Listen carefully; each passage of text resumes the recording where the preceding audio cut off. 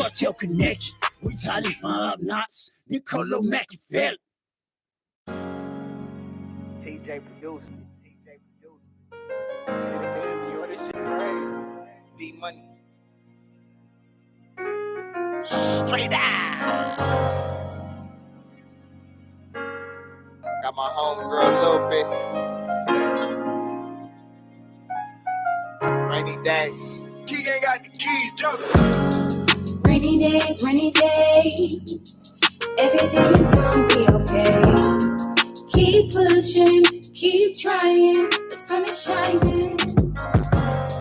Rainy days, everything's gonna be okay. Keep pushing, keep trying, the sun is shining. I was young, I was a hot one. Always wanna rock shotgun. Grew up and then I got one. Luckily I got locked up, cause I was out here wildin' out. But where I live was a haunted house. Didn't understand how to be a man. Always let my pride get the upper hand. Sometimes I be tripping, hope I don't offend you. Shit sound confusing, tryna make it more simple. Instead of tryna find myself through the things that I've been through. And I always remind myself that could have been you. So cut the nonsense, let's get it poppin'. I see it no other way, ain't no other option. Remind myself sometimes that I hit rock bottom. I got the bottom on my feet, I went out in God. Gotta go get it, you wanna prosper, not be so toxic. Wanna give my kids a chance to do more than I did. Sometimes I love to see you rainy days. Clear my mouth for sunshine harder when it go away. So go away, Rainy days, everything's gonna be okay. Keep pushing, keep trying, the sun is shining. Rainy days, everything's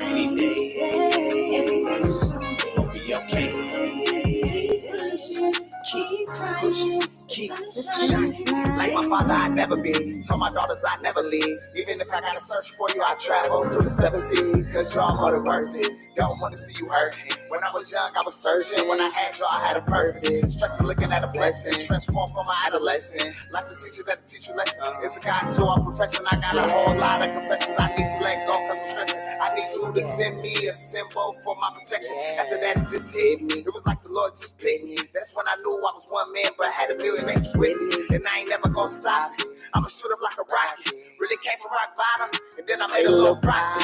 Quit never been an option. Now we talk about the positive. Tell you to be honest, I really made it through gossip. My tongue cut like a samurai, and I'ma shine in the summertime. I work hard for what I got, so I'ma need all of mine. Rainy days, everything's gonna be okay. Keep pushing, keep trying, the sun is shining. Rainy days, everything's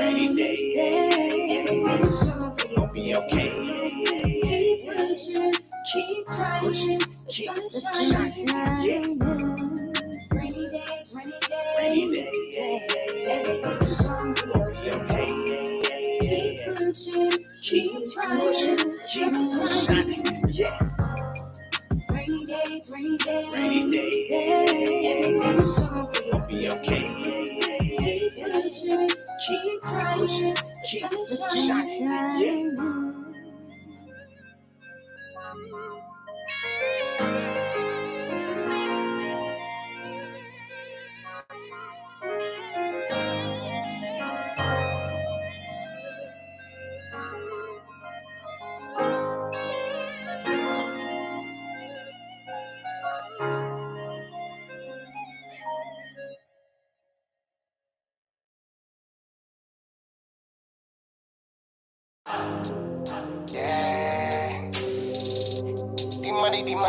The money, and I don't do this for nothing.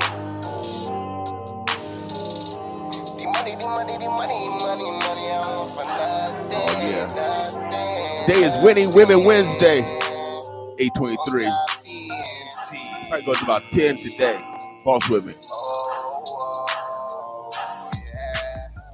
All day I'm grinding, I ain't grinding just for nothing. If I tell you I love you, I didn't tell you that for nothing. If I ever roll with you, I don't ride with you for nothing. For nothing. For nothing. You talking slick to me, don't be talking for nothing. You feeling froggy, but don't you leave for nothing. They hated on me, promise they'll hate you for nothing. for nothing. For nothing. Like what they say, I'm trying to get paid. I'm trying to live life. I'm trying to build faith. My people can't sleep, but most of them sleep. And it be written all over their face. People gon' love you the same way they hate. Gotta make sure that your family straight. People gon' lie, these numbers don't lie. They never thought they would see it this way. I came from the mud, don't do it for nothing. Killing niggas over a color and tearing dead and making sure it's true color. They tryna make more room for these suckers. People is jealous, they just can't help. I went in more than the head I was dealt. Could get it from them, so I did it myself. I promise I don't do this for nothing. All day I'm grinding, I ain't grinding just for nothing. If I tell you I love you, I ain't telling you that for nothing. If I ever roll with you, I ain't ride with you for nothing. For nothing, for nothing. You talking slick to me, don't be talking for nothing. You feeling froggily, but don't you leave for nothing. They hated on me, promise they hate you for nothing. For nothing. For nothing. Martin Luther King ain't die for nothing. Malcolm X ain't die for nothing. Dr. Sebi ain't die for nothing. Nipsey Hussle ain't die for nothing. Every time I drop it, don't drop for nothing. Every gun I shot, I didn't shoot for that.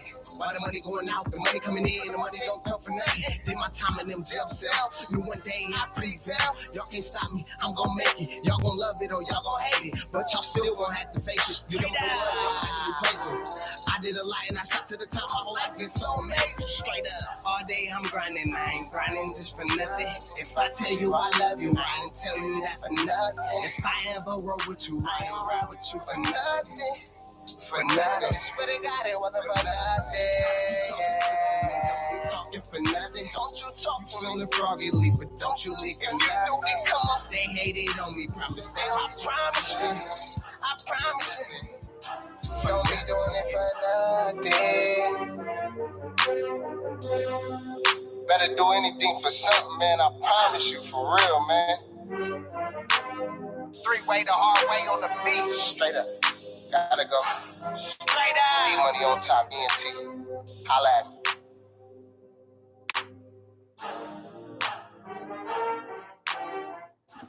Oh yeah, we'll keep it rolling, y'all.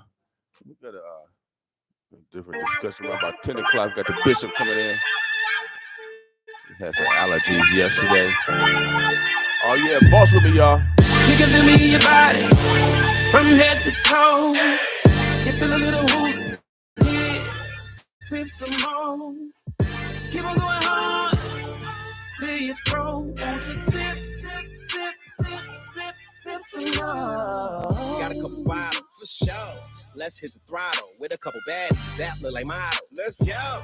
Tango Serato, hit it till she wobble. Swimming no goggle, no float, no boat. Raincoat though, kick it in the turbo, hotter than inferno. Pentagrass, love KO. Hey. Bottoms up, let it flow. Hey. Throwing back shots and up. Hey. Knocking them back in the road, raising the status and quote, ain't stopping until we throw. Hey. What you know about that? We little contact, just being honest. Going hard solid, they monophonic. We ultrasonic, watch my aura glow. Hey.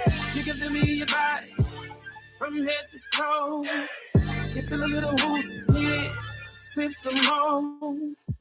Keep on going hard till you throw. Won't you sip, sip, sip, sip, sip, sip some more?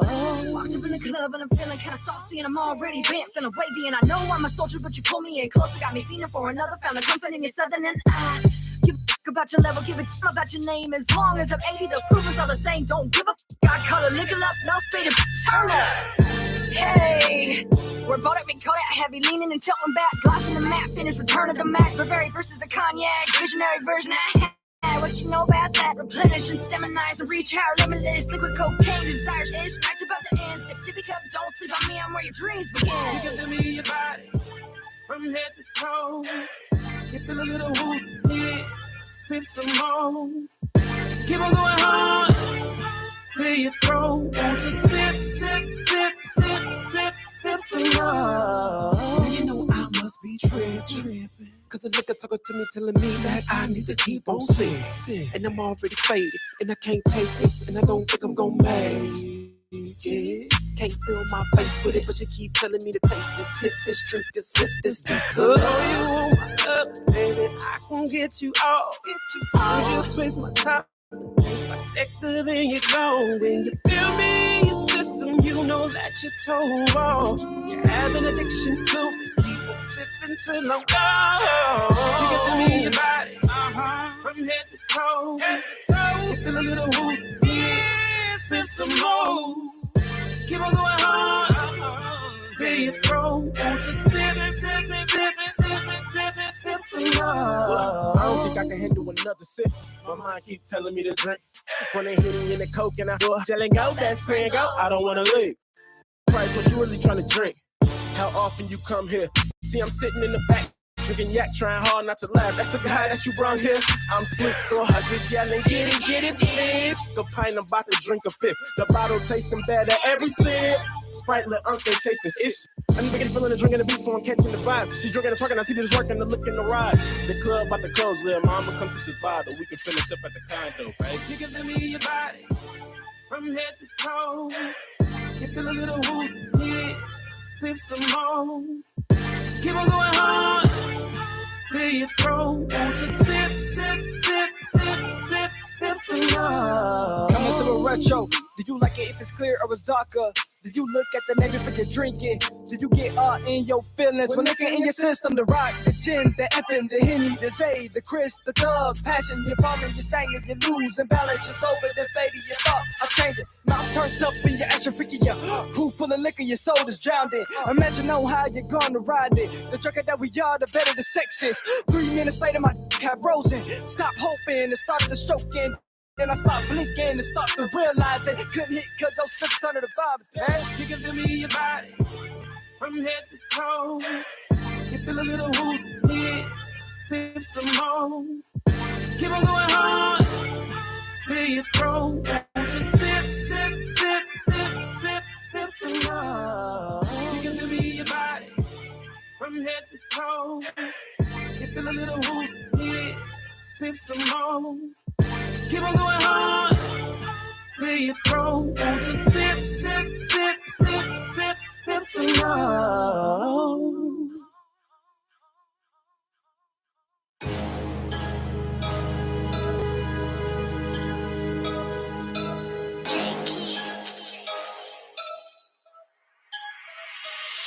Shout out to all my fans, we work the work I stand, show up like I'm a share, press play, I'm on demand. I've had shows where only my real fans will show the new ones that I gained and from the ones that I know. They watch my content, no correspondence. Thank you to my fans, support is heaven sent, blessed beyond measure, exceeding competence. To serve you brings me pleasure to the point I'll spend forever. Either let loose or clear my throat. Keep coming harder when you support like you do in the bucket. Yeah, that's what I'm used to. Wanna charge for the game, but don't really have a clue. Fake it until they make it and really percent too. So I thank you, and you. When they try to tip my life, you brought it back. You got my word, I won't stop. Even when I reach the top, all of you forever loyalty means a lot. Salute to you for always being true and showing me the love when you didn't have to. Kept me going without knowing real love is what you showed me. So all in all, I gotta thank you. I salute.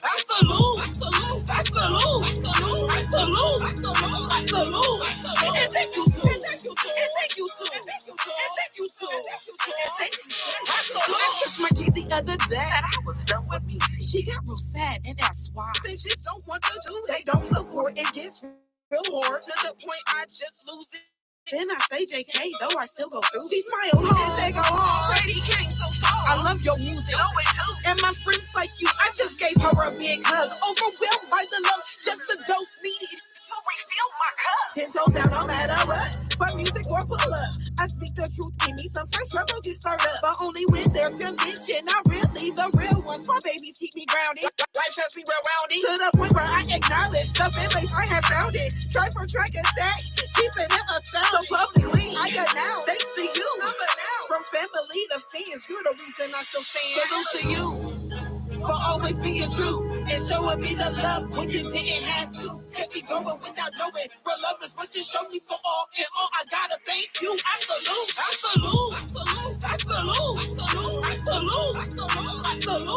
And thank you too. I salute. Thank you, Mom, for always being my first fan and doing everything that you did to make sure I still stand. I salute. Thank you to my family, to my fans, from my babies to my babysitters. I salute.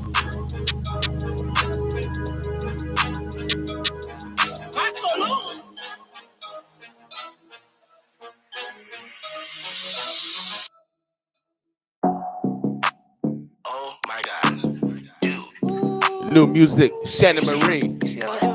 That was Miss VA, the last cut. Boss with me. Winning Women Wednesday. It's big. It's big. Ooh, it's big. It's big. It's big. It's big. It's round. Little mama with that bad dick. It's big. It's big. It's big. It's big. It's big. It's big. It's big. Look at it. It's big. It's big. Little mama with that bad dick. It's big. It's big. Put on their neck, giving these the blues. Is you saying I'm the one in the two? Stay on top like condiments. Done it. It's common sense. Know that I'm gonna pop my. Love my confidence. Coldest on my team. I'm in my own league.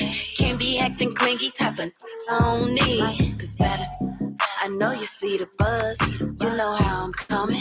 Don't gotta gas me up. I got options on options. Say they done, they capping. Tripping over one tragedy. Now this thing gon' happen. I had the it's savage. Ain't worth the baggage. Here sis, you can have it. Don't recycle, I trash it. Look at that. Ooh. Look at that. Yeah. Look at that. Ooh. Look at that. Pressure. Little mama with that. Look at that. Bad dick. It's big. It's big. It's big. It's big. It's big. It's big. It's big. Look at that. It's big. It's big. Little mama with that. Bad dick. It's big. It's big. It's fat. Fat. I don't want you. You can have him back. He know I'm the catch. I'ma throw it back. Make him break his neck. He gon' run a lap. I should spend your money, but I got my own. Know you like it. He won't leave me alone. Only chasing checks. I don't need a loan. I know I'm the. You can't take me home. It's big. It's big. Ooh. It's big. It's big. It's big. It's big. It's round. Little mama with that bad dick. It's big. It's big. It's big. It's big. It's big. It's big. It's big. Look at it. It's big. It's big. Little mama with that bad dick. It's big. It's big. Look at that. Ooh. Look at that. Yeah. Look at that. Ooh. Look at that. Pressure. Little mama with that. Look at that. Bad dick. It's big. It's big. It's big. It's big. It's big. It's big. It's big. It's big. It's big. Little mama with that bad dick. It's big. It's big. It's big.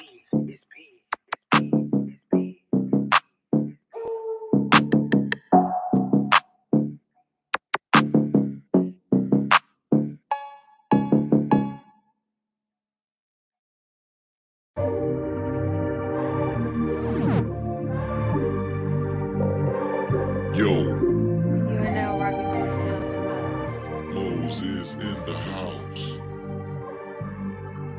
Rolling in my Rango with the dark windows. Sitting in my seat, silver gray 24s. Touchscreen deck with the tweeters on the floor. And got my 15 pumping to the boss radio. There's love for the old 95.7 rocks the nation. And if you think I'm lying, then you must be player hating. And if you're player hating, then you the better of the station. You can't get reception, that's why your ass waiting.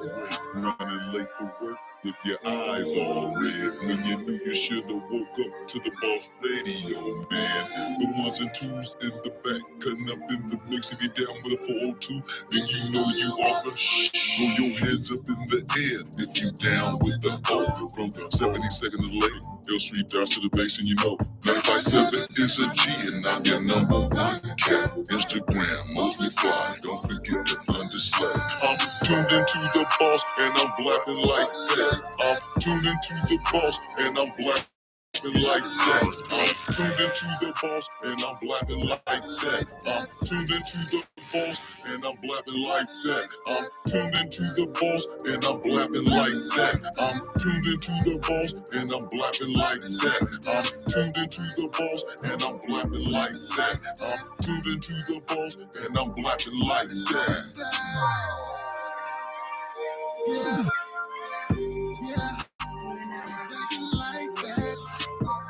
And you tuned into the radio station that knows the hits. 95.7, The Boss FM. Come on, come on. This is the Mouse Beat. You're listening to the sounds of the Mouse.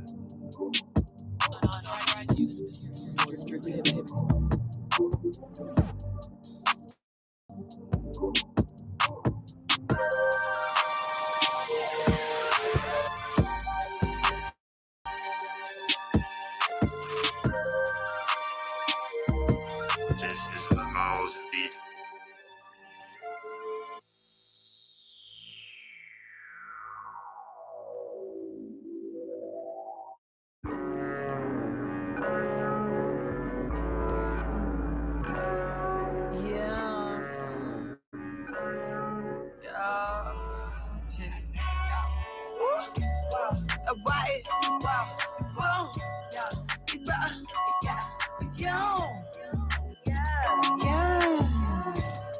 Yes. I ain't worried about it. Try to get me, I ain't worried about it. I just make a stack to pay, but I ain't worried about it. Now, first of all, I don't like your tone. I don't like your friend, don't trust you. Yeah, I trust these hands. Yeah, I trust these bands. Your eyebrows crooked. That is not okay, and I don't trust that either. Yeah. Jungle Fever. Yeah. Ooh, Justin Bieber. Yeah. Your Honda, I pull off in that two-seater. Yeah. Say you love me, but I really don't believe it. Yeah. Hey. No, I really don't believe it. You can catch me wildin' now. Yeah, I feel like I'm conceited. You'll be wildin' now if you feel like I'm defeated. Yeah, I feel like showing out. So if you see it, then believe it. Now I'm way too grown to be misleaded and mistreated. Hey, now I'm on my own, so I don't need it. Please understand me, I won't repeat it. All the things I am, you'll never be it. Even if you try, you'll never be it. Even if you lie, you'll never see it. Look at my numbers, I'm defeated. Look at your numbers, you're defeated. Popped up in that phone, I know you see it.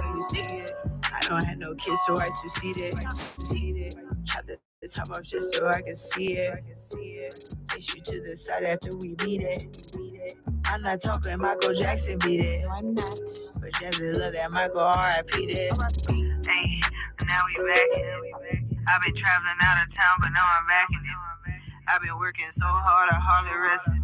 I thought we bested it, but you finessed it. Yeah. Hey, either way I progress, never settle for less. Seeing through the finesse from the O&E. Some people would say I'm the best. I always give it my best. Leave this young dressing yours, man. And I don't respect that rude talk. If I go out with my crew, I let my crew talk. Yes, pull up on you, let that tool talk. Now you look like Michael Jackson hitting the moonwalk. Yes, Michael Jackson with the crew talk. St. Laurent's on my feet, smoke the moon raw. Yes, but first you gotta know me. If you love me, gotta show me. I'm Jazzy, don't know me.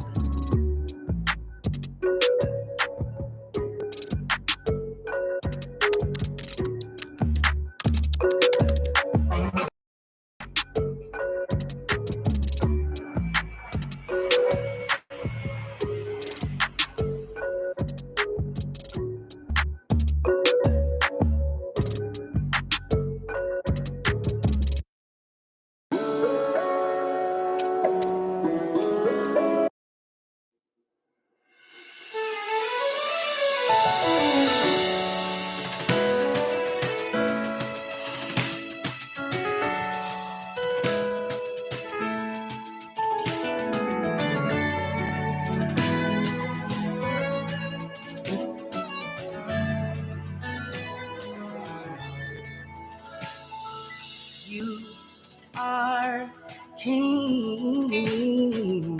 You are king.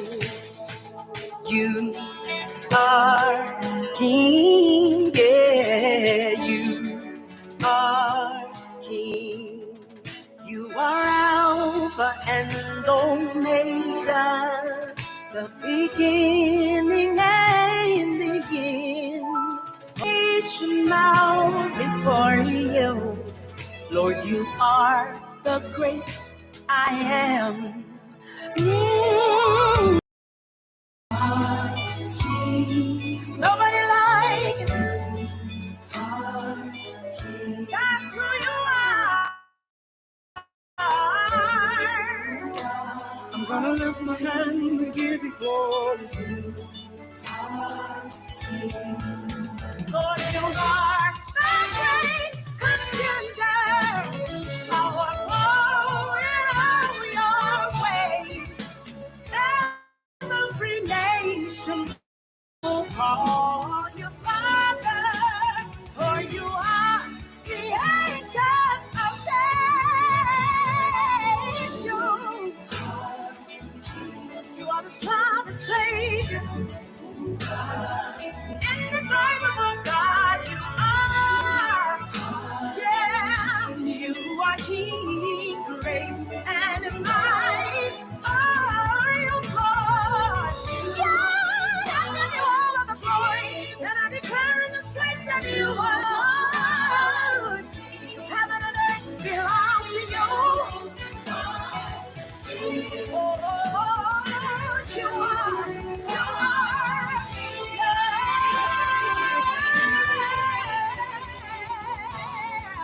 you are God. I magnify your name. I bow in your presence, Lord. You are the great contender. Reign. You reign.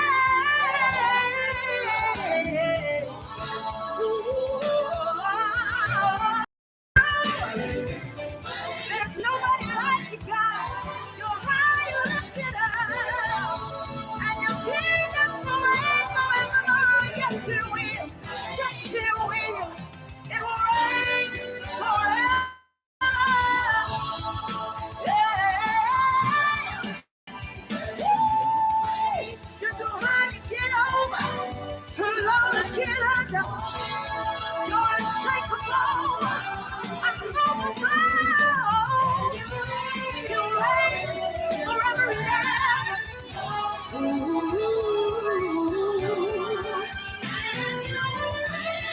Forever and ever.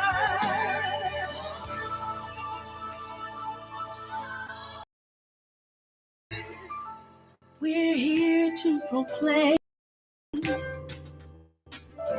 Yahweh is the great God, and we ascribe glory to your name. We're here to proclaim Yahweh is the great God, and we ascribe glory to your name. Oh, you are the strong and mighty. You're the mighty God, yes you are. Glory and honor. Alpha, Omega, the ancient of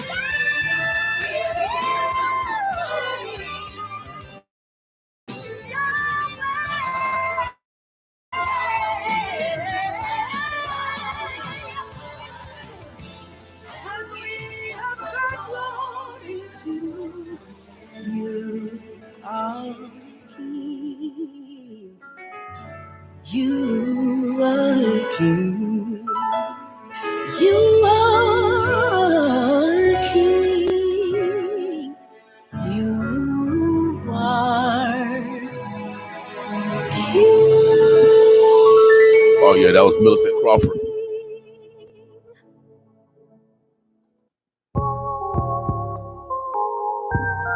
Oh, shout out, that was Millicent Crawford. We have so much talent in the city. The day is Winning Women Wednesday. 8:48. Got the bishop coming in around 9 o'clock. We'll get into some serious conversation. Oh yeah. You know what I've been talking about is the money. Go to Omaha OmahaEconomicRecovery.com. OmahaEconomicRecovery.com. You can submit a proposal if you live in North and South Omaha. It has to be transformable. It has to create fundamental change. It has to create long-lasting economic growth. Even nonprofits can participate in putting in proposals.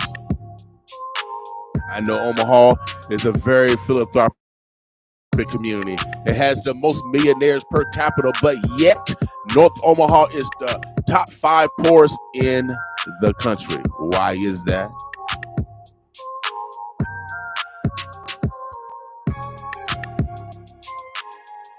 We got the richest of the rich here in Omaha, Nebraska, but why are we poor? Why aren't they sharing on a level where we can have independence? Oh yeah, without a doubt. But this is a time, a revolutionary time. $335 million coming to North and South Omaha. Also, parts of West Omaha. We want to keep your eye. We want to keep your eye West Omaha. See, we share around here. See how we share? Y'all build up all around us. Northwest, west, southwest, south, southeast. Y'all build up all around North Omaha. Y'all don't share. Or you might share a little water and a little electricity. Thank you, MUD. Thank you, OPPD, for sharing your resources. But that's all who share. We still got to pay for that. But as soon as we get a little wealth, we share. Y'all asking for a handout. But when we ask for something, y'all, we don't see y'all hands. It hasn't happened for 60 years. Probably longer than that. It was the 1960s. About 60-some years ago.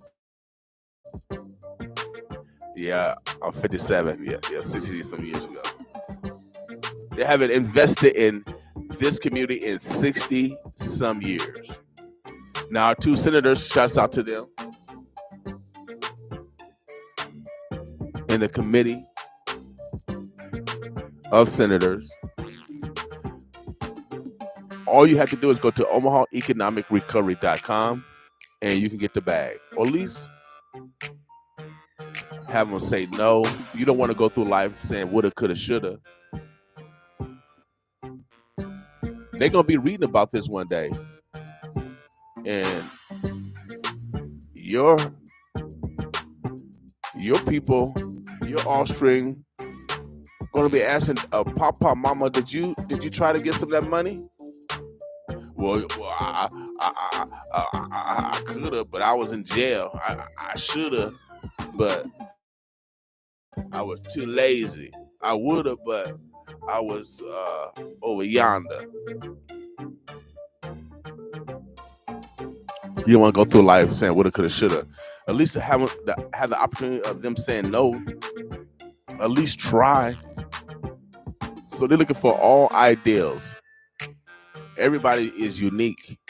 We're looking for all ideal. Greatness came from our community at a time of slavery when we couldn't read or write. It wasn't allowed for us to read and write, and we created still some of the greatest inventions they still use today.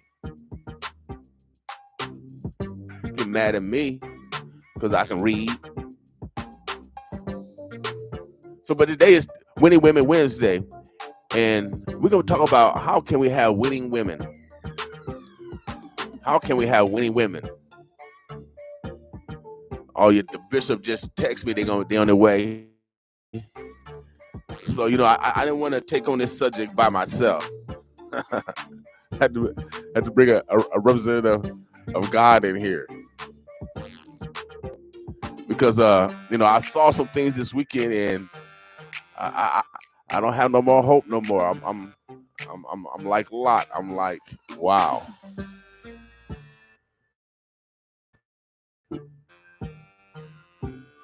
I don't know. I don't know if we can save. I don't know. When you got women behaving like men, it's our community is doomed because the woman reproduces. Yeah, the woman reproduces, and in our community, the women say they don't need a man. I mean, that's what I hear in my community all the time. And then you hear see some women online, trying to save the black man, saying the black man, we love you, because you know why than any other man in America. And if you're in Omaha, you are the most endangered species. I have a 50%. Every time I go out the door, I have a 50% chance of not coming home from law enforcement, from these terrible brothers out here that's taking lives and taking away people's freedoms. I have a 50% chance of coming back home. Me, a business owner, but I'm black. And then our women say, we don't need you.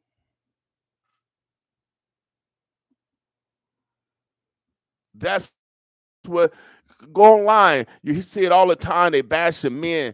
They even the Black Lives Matter. If you read their bylaws, they don't like men.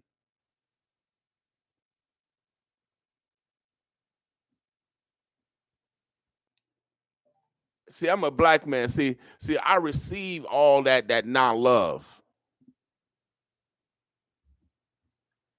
And I saw some things this weekend, man. I'm gonna go back and sometimes we can't blame others. We gotta take some self-responsibility. So I'm gonna lean on self-responsibility because they say in y'all children books, the Bible and the Quran, y'all children books, that the man is the head of the household. Let's say that's true. Let's say that's true.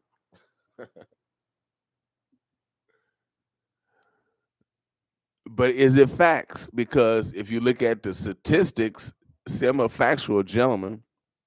Yes, I'm a gentleman. That most households are led by women. So there's a conflict right there.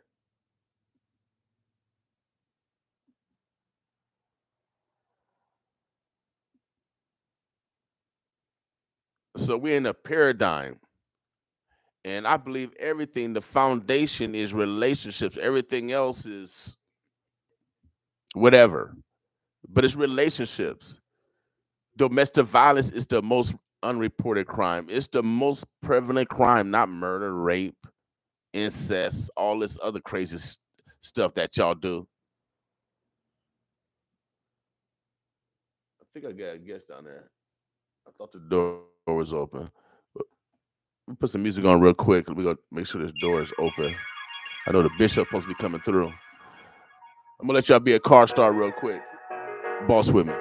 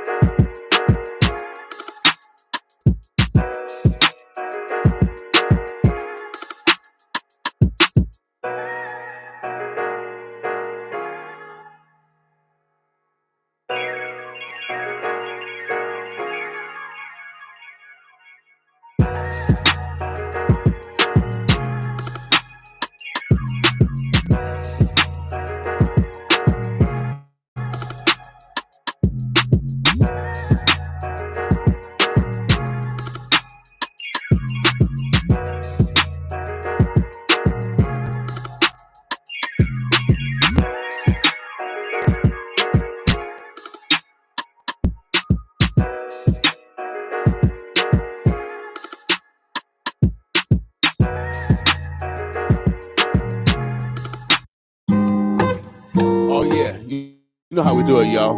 Check this one out. Omaha Styler, the verbs, the bluffs, the O. J Real, oh yeah. Louis L. Mackin, boss with us.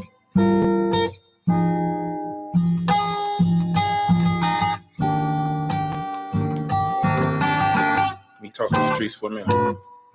It all started out in history. Wanted to get cash that he grew up with. Pull up the clip blast. Slugged to this whole front door and gave him whiplash. His homies tried to jump on the G right after gym class. Smooth. He's out here balling on them things that we going through now. Never thought things would change. He backed me up when I was in court for letting them hangers swing. Beefing with them. They knew my nana's name. I was a little badass kid. I could get some dope, test them, kiss you goodnight without a mistletoe.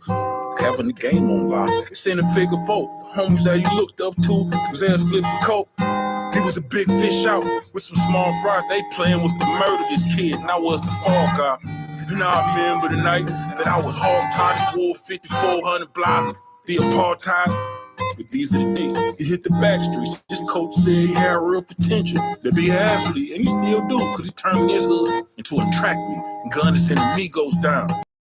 So if you're living so fast, you need to slow it down. Heaviest areas that you can hold the crown, grinding on these north side streets. It's hard to maintain. Little kids is out here dying. It's all the same thing. But I could look in his eyes, see the judge her. You never knew her brother was blood. She caught the slugs first, the pain is just too much to bear. But the drugs work, walking through the gray yard at night, just to hug dirt. Through all the years with my falling peers, when you get the call, you know the dawn is near.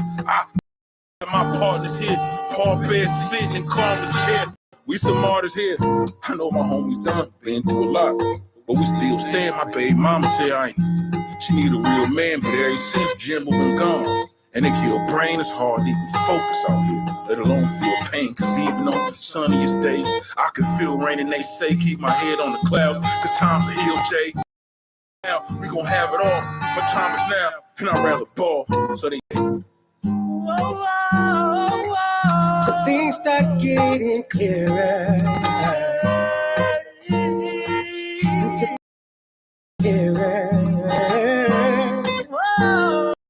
Things start getting clearer. So I'll be looking through the smoke that's in my mirror. So things start getting clearer. So things start getting clearer. So things start getting clearer. I'll be looking through my mirror. Things start getting clearer. One person is dead, another person has been arrested after a shooting early yesterday morning. Omaha police got a call just about 4 o'clock regarding gunfire. They are charging the suspect with murder and weapons charges. Smoke that's in my mirror, my eyes.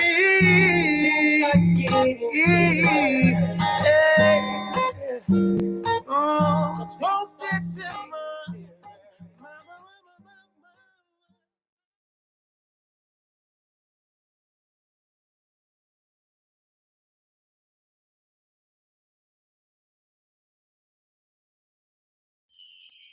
I hear you crying, struggling, trying to get through this time. Good days are coming, bringing you joy and a little peace of mind. I know that life can be unfair. I know you feel deserted by the ones who pretend they're on your side. The world has heard the words they say, the endless lies that all will be okay. How can something like this happen today? I hear you crying, struggling, trying to get through this time. Good days are coming, bringing you joy and a little peace of mind.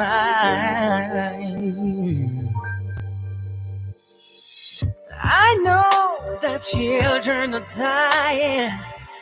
I know your happiness has come and gone. Like a deep in the night to everything. Oh, I feel a little weak, tired of all the violence of this world. I feel such a shame inside. Oh, the shame in my heart. There has got to be a way. Crying, struggling, trying to get through this time. Bringing joy in a little every time. I hear you crying.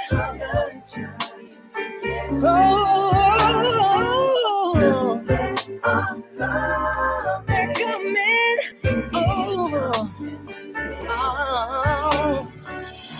People watching their dreams fall apart, screaming to you with all their heart. I'm alive, but our leaders can't be found. People pray with all their strength, wanting only to leave again. When and where, I don't care. It is time to tell the truth. I hear you crying.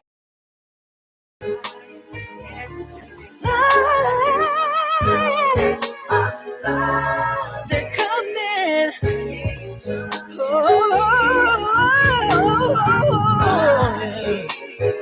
I hear you crying.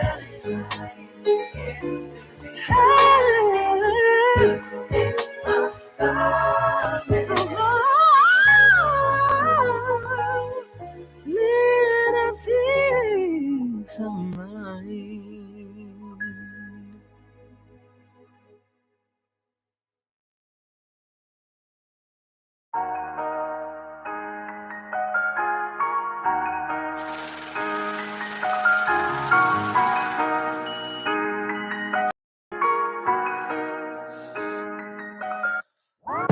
Jazzy the jeweler, just call Jazzy do it. Jazzy the jeweler, just call Jazzy do it. Yeah, your swag right, well my swag way cooler. Jazzy the jeweler, I call Jazzy do it. Jazzy the jeweler, need your swag right, well let's get straight to it. If your bag right, then we can get straight to it. Jazzy the jeweler, I call Jazzy do it. Do it. I'ma call Jazzy the jeweler. Gon' get my swag right, she gon' get down straight to it. She the type to know what she talking about, she the type to keep her rule. The type of rule you think about, if you act crazy, I'ma pull it. Snatch from me, I'ma pull it. These broke boys got me f***ed up, if you test me, then I'll do it. Your bag right, get your swag right, it's easy, ain't nothing to it. We never check before I blow it. Look at my stone, seeing straight through it. What you say? Don't give a f*** what you say. I'm in this shirt for your face, not catching no case. And I'm not running no races, cameras all over this place, so stay in your place. Paragama on my waist, shine in the sun and no safe. Doing it all in your face, straight, yeah. You pimpin' like Rodeo, your mama want them pearls, got her whiter than some mayo. Yeah, in that damn pandemic, spending pesos. Time to treat yourself, if you swagged out, cause I say so. Jazzy the jeweler, I make your daddy look cool. Right. And if you know what I'm talking about, get it freezing straight from the cool. Yeah. If you fake him, see him straight through you. When they come and ask me, who is your jeweler? I am my jeweler, Jazzy the jeweler. Jazzy the jeweler, just call Jazzy do it. Jazzy the jeweler, just call Jazzy do it. Yeah, your swag right, well my swag way cool. Jazzy the jeweler, I call Jazzy do it. Jazzy the jeweler, just call Jazzy do it. Need your swag right, well let's get straight to it. If your bag right there, we can get straight to it. Jazzy the jeweler, Call Jazz and do it. Jazz just right, well, let's get straight to it. If your bag right, then we can get straight to it. Call Jazz and do it.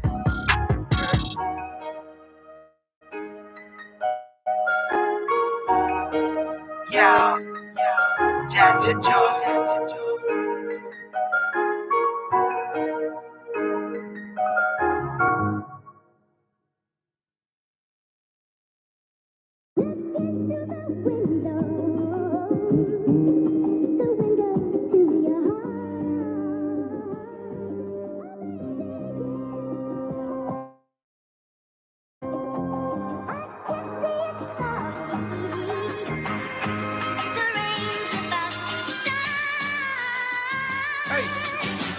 Hey, hey, woo! Heart of a lion, hey, soul of a saint, whoa, mind of a God, hey, I'm on a break, whoa, I've been to heaven, hey, I've been to hell, whoa, I've been to prison, hey, but you can't tell, whoa, I had to get it, hey, when I was broke, whoa, 4 mile of feet and the hustle is moving slow, hey, where all my critters is getting it out the mud, getting flipping them bricks and then washing the money up, hey, cold peace, so cold, behold heat. I say less than a 4 speed. Me, Ricky, on the freeway for a 4-piece. And if he acting funny at the meetup, then that's more dope for me. Apply the pressure, no, that ain't enough. Well, foot on the gas and your fingertips on the clutch. I'm driving reckless, I've been on the other side. So let me enjoy my sunshine. Hey, whoa.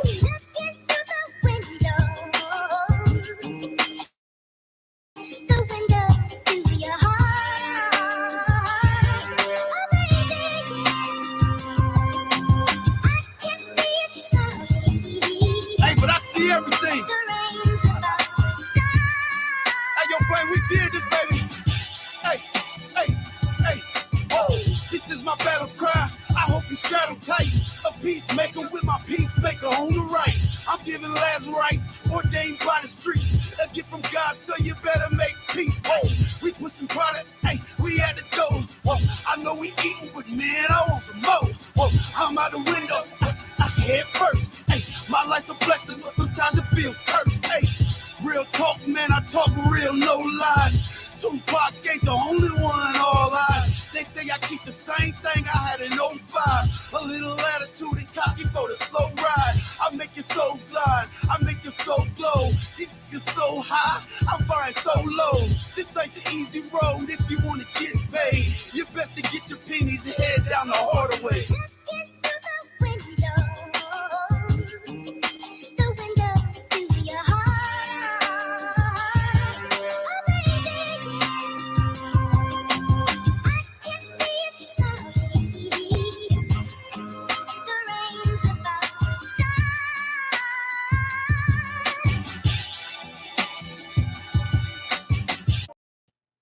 All right, Omaha, the Burbs, the Bluffs.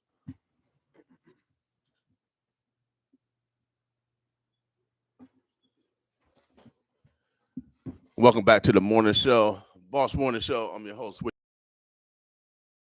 Today, oh yeah, we encourage you to acknowledge the women in your lives, from your daughter to your great, no matter who she is.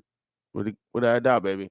You know, women go through a lot of abuses and they don't even tell their own loved ones. And so, Winning Women Wednesday. And so, how can we make winning women? And what I saw this week, you know, I'm not going to point fingers. I'm going to talk to the men. Men, we need to mend relationships. And then I'm going to get out of here because I don't know if the bishop them are coming. Because I'm about to get on this proposal, because I tell you, the money is in the proposals. And so, men, how can we make winning women? And so they don't start behaving like men. Gotta take a quick break. Elijah Williams.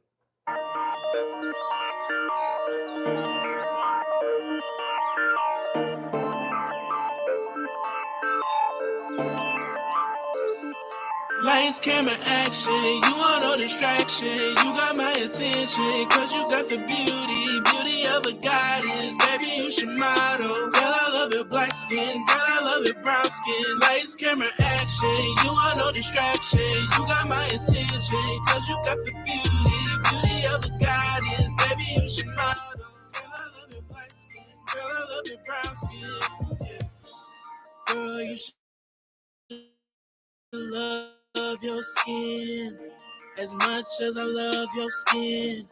Your beautiful, beautiful skin, that beautiful melanin, created from brown sugar and warm honey, the greatest thing to bless the earth. Darker milk chocolate, girl, you elegant, blessed with grace, toasted with beauty. Oh Lord, she's smart and beautiful. I want the world to know our queens are beautiful. Be weary of those who don't think so. Lights, camera, action, you want no distraction. You got my attention, cause you got the beauty of a goddess. Baby, you should model. Girl, I love your black skin, girl, I love your brown skin. Lights, camera, action, you want no distraction. You got my attention, cause you got the beauty of a goddess. Baby, you should model. Girl, I love your black skin, girl, I love your brown skin. Yeah. Juicy lipstick, hips, and you sun-kissed. You got a glow that's brighter than the sun. Some call it nappy, baby girl. You got pretty Milani brands, got its locks, girl. You dripping on them. Shout out to my sisters, yeah, y'all dripping on them. Keep your head up, keep flexing on them. You a genius, go to college and get your degree, so you can write your own checks and buy your own things. Girl, I love your brown skin.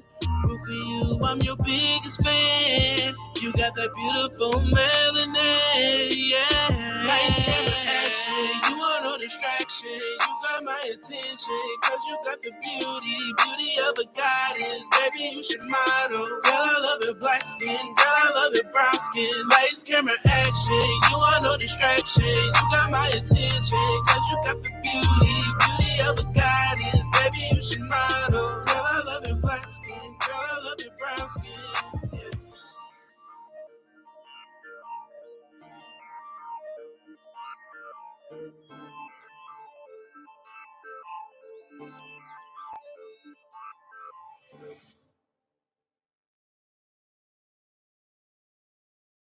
Yeah. This is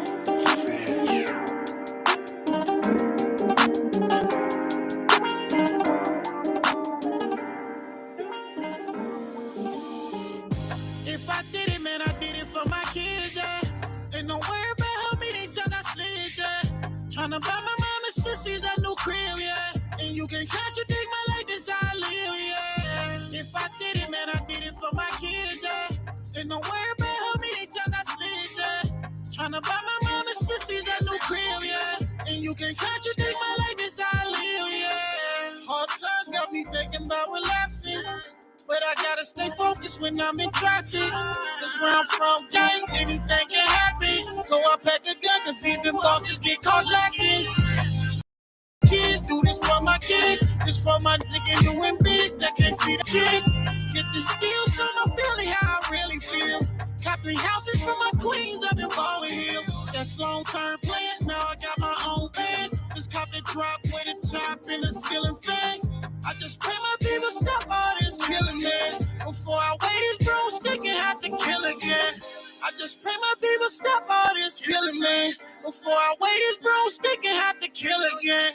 I just pray my people stop all this killing, man. Before I weigh this broomstick and have to kill again. It's the game. If I did it, man, I did it for my kids, yeah.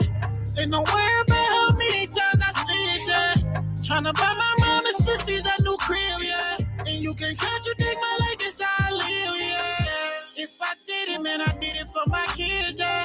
Ain't no worry about how many times I slid, yeah.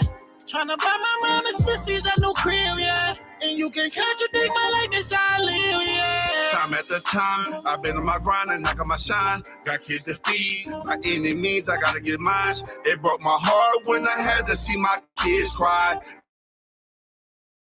They cut me up, took me away, I couldn't tell them why. My wife was stressed and said you left me out here by myself. So you looking at you gon' do this time all by yourself. When you a street nigga and you feel like you ain't got nothing to lose, the one you love is the one you hurt. It's a dirty game, but I kept it true. No accolades, don't need the bars, I go hard minds, ain't any cost. 3 more pants, I became a boss, but for the family, can't take no loss. Ain't big enough, I'm trying to adjust me, y'all don't wear these shoes. So mind your business, so you end up only eating news.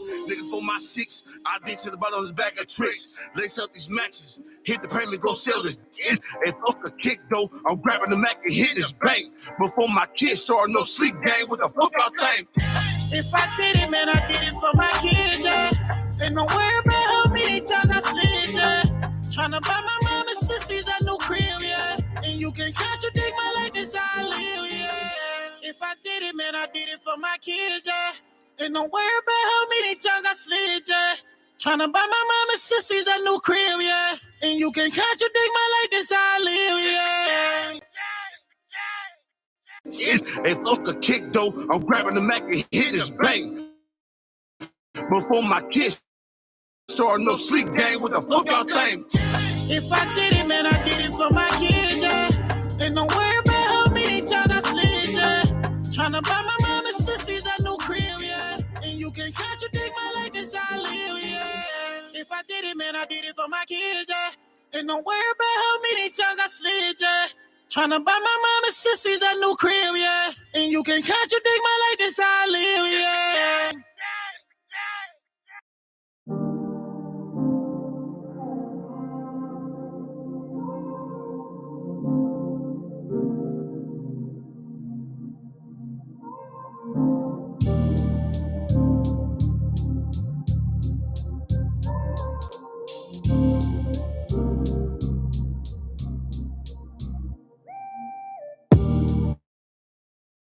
From the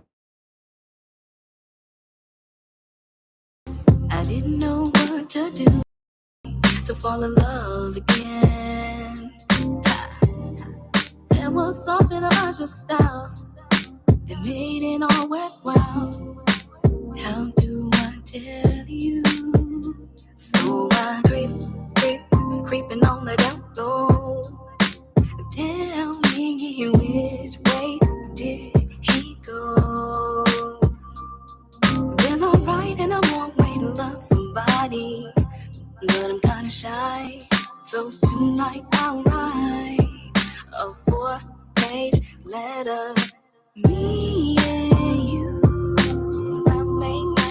falls in love like it was the 90s again. You and me, falls in love like it was the 90s again.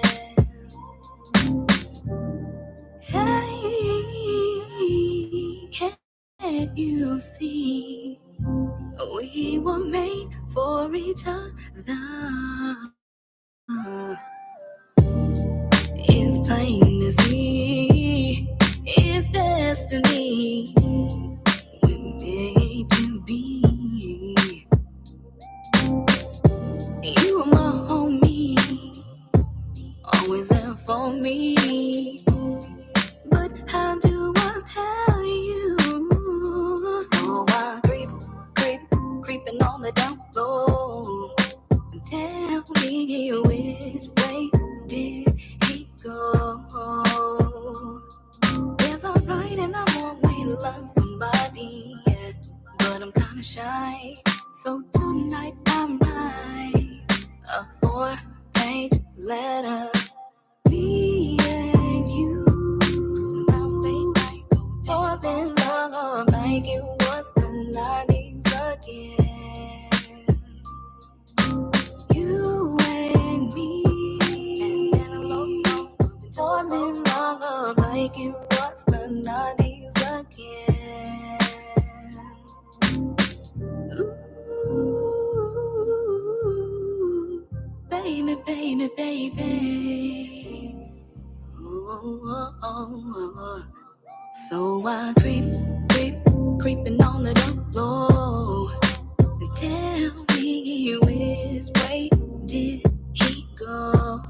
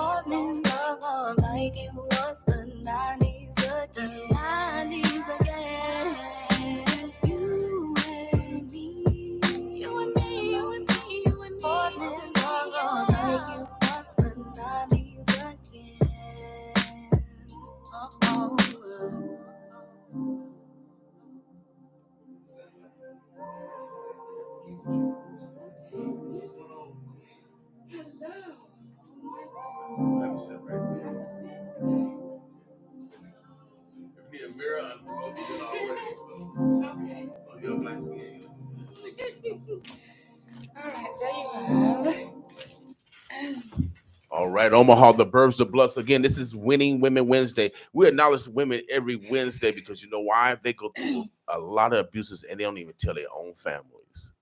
Oh, yeah, without a doubt. Without a doubt, baby. And you know, here we are a research radio station. We are the only research station in the world. Our goal is to modify our behavior so we're better individuals, better family members, and better citizens. What's wrong with that? What's wrong with being a little bit better? And we put it in practice here.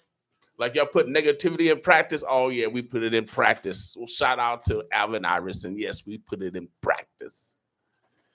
And we always like to highlight, oh, yeah, the women in our community. Just in case y'all say we don't have none over here. We like to highlight them. We like to brag off them. Oh, yeah, I brag off my neighbors. Oh, yeah, I got goosebumps. God's in the house. Oh, yeah, thank you, God. We brag off our women every Wednesday because, I had a mama. Oh, yeah, I miss my mama. 5'5", no job. Grew up 6 blocks away in Hilltop Projects. Couldn't read or write, but she made sure her son could. And, oh, yeah, I brags off my education because she picked cotton for y'all for real, for free. And we like to highlight the women because the women are the backbone of our community. Minister Farrakhan teaches that we cannot raise no higher than a woman. And he's right, because I used to go home to mama all the time. Mama, can you get this? Can you get this? and then she protected me for a couple of fights, too. I mean, a couple of fights I was losing. I said, thank you, Mom, for being there. Boy. And so now, since the pandemic has started, and even before the pandemic, Black women in particular, business has rose 300%. They stepped up the game because they're majority of them are the head of the household, and we're gonna be talking about the head of the household when we talk to the bishop, because it's Winning Women Wednesday, and we got to make sure how can we make winning women men, because we're not gonna blame the women. We're gonna take responsibility because I think God, I think He made Adam first. I don't know. Maybe I got the story wrong. I don't know. That's why I brought an expert in. I brought the expert in. I might got the story wrong. So I don't know. But I don't think a woman came from the rib because I don't know. Woman's too intelligent. And I got all my equal ribs. I got equal ribs. That's what it says. I don't know. I should have 8. I should 8 or 9 ribs. I should have 9 on this side. I should have 8 on this side. There. Well, you never know. I don't know. You never know. So could it be real? Okay. So Omaha. This young lady has, came to this community, started a business, has opened up her doors and created a conduit of opportunities for the next generation, but by providing interns and being a mentorette. I know. Heck yeah, without a doubt. She's done all that. And now, she's bringing the legacy empowerment. She's highlighting the next generation. She's highlighting them in their fashions. Because we gotta look good. We gotta look good. What's wrong with looking good? Come your hair. We all need to look good. I mean, it ain't all about the clothes. Sometimes it's about just comb your hair. And I grew up in the projects, so I used to go to Goodwill. My mom used to take us to the Goodwill and get our stuff, and she's iron it. Puff it up. Yeah. It looks good, and we can roll with it. When I first got my first probation officer job, guess where I went to get my suits? Goodwill. The Goodwill. Yes. Me and my mama. Oh yeah, shouts out to my mama. The day is Winning Women Wednesday, and you know how these stars are, Omaha. They got their own noun, verbs, adjectives, prepositional phrases, all yes, and predicates. I'm gonna let her introduce herself. We'll get right into the dialogue because I'm king, and you already know who she is. Well, thank you for having me, Mr. King. Go ahead and introduce yourself, One mademoiselle. more time again. My name is Murjana Bacha. A lot of people knows me as MJ Queen Beauty and Fashion, right here in Omaha, Nebraska. Okay, now say your African name again. I like it. I like how you say it off your tongue. Say it one more time. Murjana. Yes. Murjana. And they call her MJ Queen. Where's your business located at? Right on North 90th and Maple. 90th and Maple. You cannot miss it. You cannot miss it. It's really, and I have a big sign too. It's right by Enterprise of Dollar Tree. There is a Enterprise across street. Yeah. It's really beautiful location. Yep. Cannot Hard to beat it. miss. And if you're hungry, eat some Greek stuff. I know, And right it- next door. Right. And if you need a trophy, you can go to Crown Trophy. Trophy. Yes, Yep, another Trophy another right next African American door. owned business. Mm-hmm. And so, tell us a little bit more about your business. Then we'll get into Into because you do fashion shows. Yes. And we'll get into that, but I want to let everybody know that you're a businesswoman. How can they, support your business? Because you do a lot of customary fashions. yes. And then while you saying that, I'm going to get a piece that she made for me. Oh yeah, I know, it's right? I That gotta go outfit get it. looks I really. gotta go get it, and I'm gonna use the same. I'm gonna use that same dress or what do you call it? What do you call it? Not dress. Is outfit. Outfit. Yes, Okay. men's wear. Okay, men In a wear. traditional made. Yeah. And that's beautiful thing about that because a lot of men know when to dress up with suits. Mm-hmm. So in modern world like today, you can wear a suit without wearing a suit, and that's what your outfit is. Right. I'm gonna go get the outfit. I'm gonna let her take over the mic. She's used to having the mic. I see her all the time. But tell us a little bit more about what's going to be happening. Here. So this is TLE. TLE stands for the Legacy Empowerment. Okay. And the Legacy Empowerment was inspired by the Legacy Fashion Show, founder of MJ Queen Beauty and Fashion. That's what I call a mother because we start as of MJ Queen Beauty and Fashion, just inspired and just motivated to make dresses for people and started very small and now having this big location where you can actually come and pick and choose and create your own garment, which is what Mr. King is having right now.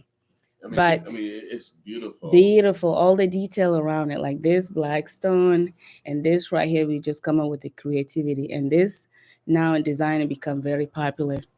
Yeah, And we got have slacks- the slacks in here. pants. The pants comes with it, Yeah. and you can actually do mix and match. Mhm. If someone will say, I would like to have my pants to be black instead of red, we are able to do that as well, just to match. That's beautiful outfit. Thank you for showing that. So yeah, MJ Queen Beauty and Fashion is located right North 90th and Maple Street. Address is 3032 North 90th Street. Zip code 68134. So I am here to let Omaha know once again what MJ Queen Beauty and Fashion is up to. It's always like a never ending task. I'm always up to something. Mhm. The Legacy Empowerment, again, was inspired by the Legacy Fashion Show, which I put up every year. Mhm. And this is the third year. Last year we skipped because of COVID. And my surprise, but first I would like to thank Omaha because when you call Omaha and when you need Omaha people show up. Right. And for me, being foreigner and just starting out of nowhere and have no resources and no help, and being where I am today, there is no way I will be able to do by myself. So I am grateful and I'm thankful for the support that I'm getting from community. Now, the Legacy Empowerment is moving to a different direction, which is nonprofit. Okay. It is a different direction.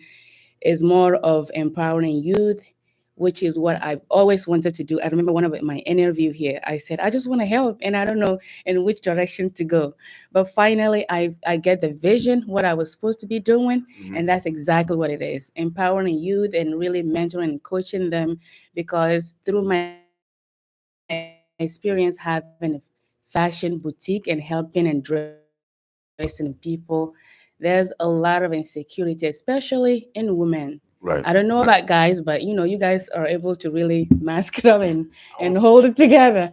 But us women, we have so much to say about ourselves that is just never ending. And not only grown-ups, it also happened in children. And then for me, Right. what I've seen in the youth is that they need someone to really be there for them and really empower and just be there and let them know that your dreams are valid and you can do anything that you set yourself to do because and I can be there to guide you through what I didn't have when I started, because I don't Right. know who to go to. And now I know. And when I do ask for help, I receive help.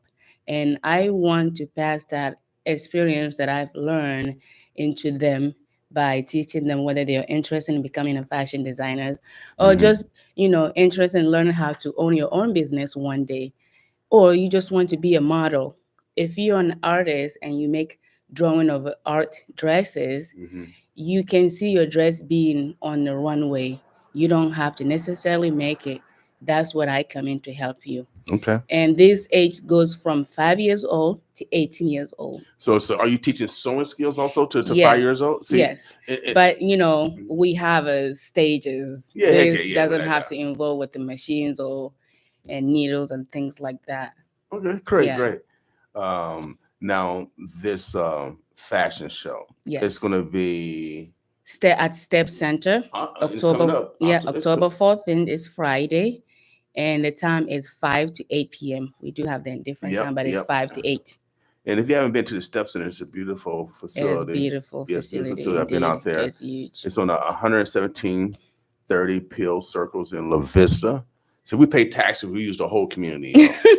I know. We use all the community. So it's at the Step Center. And again, Yes. it is a 501c3 event. So your donation of $30 Of purchasing a ticket. yeah, and for not only can help the event, but also you can write it off on the I, the R, the S Yes. on your taxes because you're actually donating to a 501c3.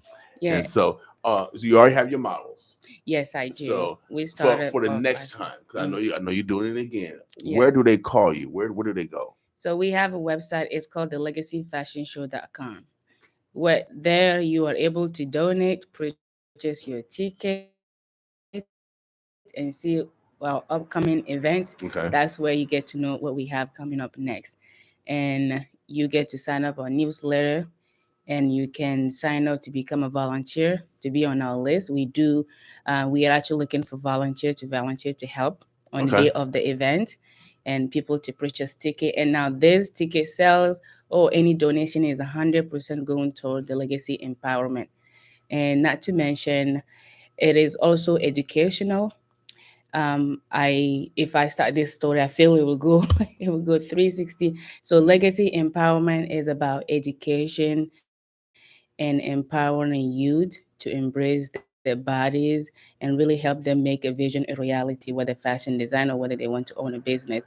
Now I know when we start an experience discussing about African ancestor or what it is to be born in Africa or what it is to be born in America, you and I know we will have a different experience to share about, right? So there is that differences that I find that people don't know, and we need to get to know each other better Without doubt. by going through this, and that's what TLE will be doing.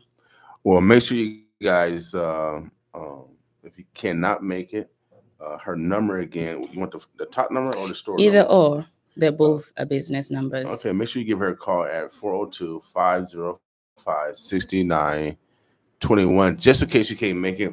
If you got a young person that's like to draw and always draw in fashion, we have a conduit right now in our community that are willing to work with young people to manifest their God-given talents. Absolutely, that's the word, manifest, because sometimes I have a lot of parents say, well, my child usually always does that, and I see a vision.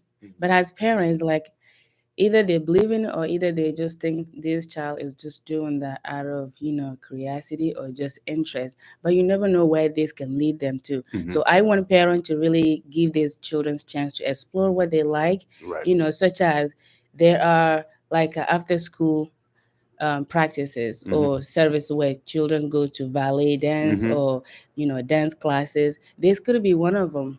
If they like swimming classes, even if it's just once a month or whatever, enroll them in there. If they want to learn how to anything, and so TLE is covering anything that started from learning into actually seeing this as your career to take as you grow. Make sure you guys go visit her business, 3032 North 90th Street. I support it. I try to support every Black business. I try to spend money with every Always. black business. I spend money every week, and we got to get it in that habit. But also, we got to recognize what our children are doing, and then guide them that way. So they cutting up your clothes. Get them. Send it to her. Send them something. Yeah, they give you a I message. mean, how that they want amazing to it is fashion. to know that your son or your daughter can make something for you where you're ready to go out and your dress hem is loosened. Just be like, Mom, I can do this for you. Something like that. It'll be amazing. Yeah, without a doubt. So let's recognize all our children's talents. Everybody just not basketball players and football players. I'm still doing envy for playing basketball. I know. And by the way, fashion is huge. Yeah. With no garment, any sort of. Yeah, injuries and none of Yeah, that stuff. even a scrubs to wear to hospital rooms. Somebody have to make it. Yeah, without a doubt. So yeah. fashion, even the ballet dancers, the basketball hoopers, the football players all have to go through fashion. Yes. All through That's fashion. yes. You gotta have clothes on. You gotta have clothes on. I think all I the talked details to the matter. bishop. I talked to the bishop. I think they were naked, and then they had to have clothes. Yes, when you trace back all the history. Without a doubt, Adam and Eve, they caused all this problem. First, we hadn't had no clothes. Now we got to have all these clothes on. But that's okay. The official launch party, Legacy Empowerment. Oh man, without a doubt, it's so necessary that we create conduits of opportunities for the next generation. And and this is a certified God event. if you want a brownie point, if you want to, you want to repent, this is one of those events. God will say, did you go? Did you go? Did you? No, I think people really need to come. I don't know. Y'all need to come. If you need a brownie point, when you support young people, God will automatically give you a checkpoint. I'm telling you, these kids have been amazed me, and I'm learning so much from them now. This boy, they're both my previous models. Okay. And as soon as they heard that I'm doing another one, their mothers reached out to me just like that. I want my child because he or she is interested. And so both will be on the runway in addition to other 30 plus children. So Omaha just need to come and see what these kids have been practicing. And they're really excited to actually show them, like, I can do this. Without a doubt. Yeah. Without a doubt. Omaha, the Birds of Bless. Make sure you guys support MJ Queen, MJ Fashion. She's located again on 32 North 90th Street. And she can make whatever you want. You know what I mean? And so I got a vision. I'm writing 2 proposals. I'm gonna give y'all a proposal. I'm gonna give an idea away. It came from me from God, and you probably could take it. Okay. I don't care, but we need more industry. We need a factory, y'all. So this is how we can create a factory. Okay. I have an announcement though. Go make an announcement. Go ahead. Okay. Make an announcement. I will have whoever you decide. Okay. I have 6 tickets for you and your audience. Okay. We're gonna find some young people. So we're gonna find however you would like this to play. Okay. If you want someone to win this, to come as a family, or you want to give as individual people to come and attend, that is all up to you. Okay. All right. So I got 6 tickets. If you got a child that's interested in fashion, we want you. Not just y'all. We want to make sure that you bring your kid and surprise your child. All right. Let's make something special happen. Okay. Let's make something special happen, and that's great. See how we supposed to give. Yes, just give. You can't just take. You have to give back, and not to mention this is a nonprofit. Yes. We need help more than ever.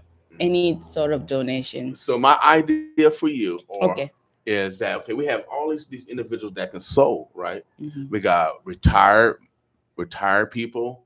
We got inspiring people. Yes. We got people that's already in the profession. Yes. This bill 1024 is about job creation. And so all we got to do is you can just develop a remote, I don't know how you would call it, term remote factory, where you send your patterns by email to all the people that want to sew. So say if you got 50 people, now that's 50 people you just hired. Yes. And they don't have to be in one building. No. They can be all over. And then you send them a pattern. Now we can develop a delivery center. I don't know, what can we make? Can we make drawers? Can we make socks? Because what do we need? What do we use So what we fashion run out the most? we are really catered to what the audience need. Okay. And for me, being a designer for over the past 11 years Mhm. and being an entrepreneur, I know what my audience need. But now this is a whole different So if you story want to when mass we produce talk something, about yeah. not even mass produce. We are able and can do anything if we come all together. Okay. Well, And for me, like you said, TLE really empowers me to move forward because I see the vision. But I just want to know or see if Omaha see the vision that I saw okay. and what I'm all about. And right now it is not about me.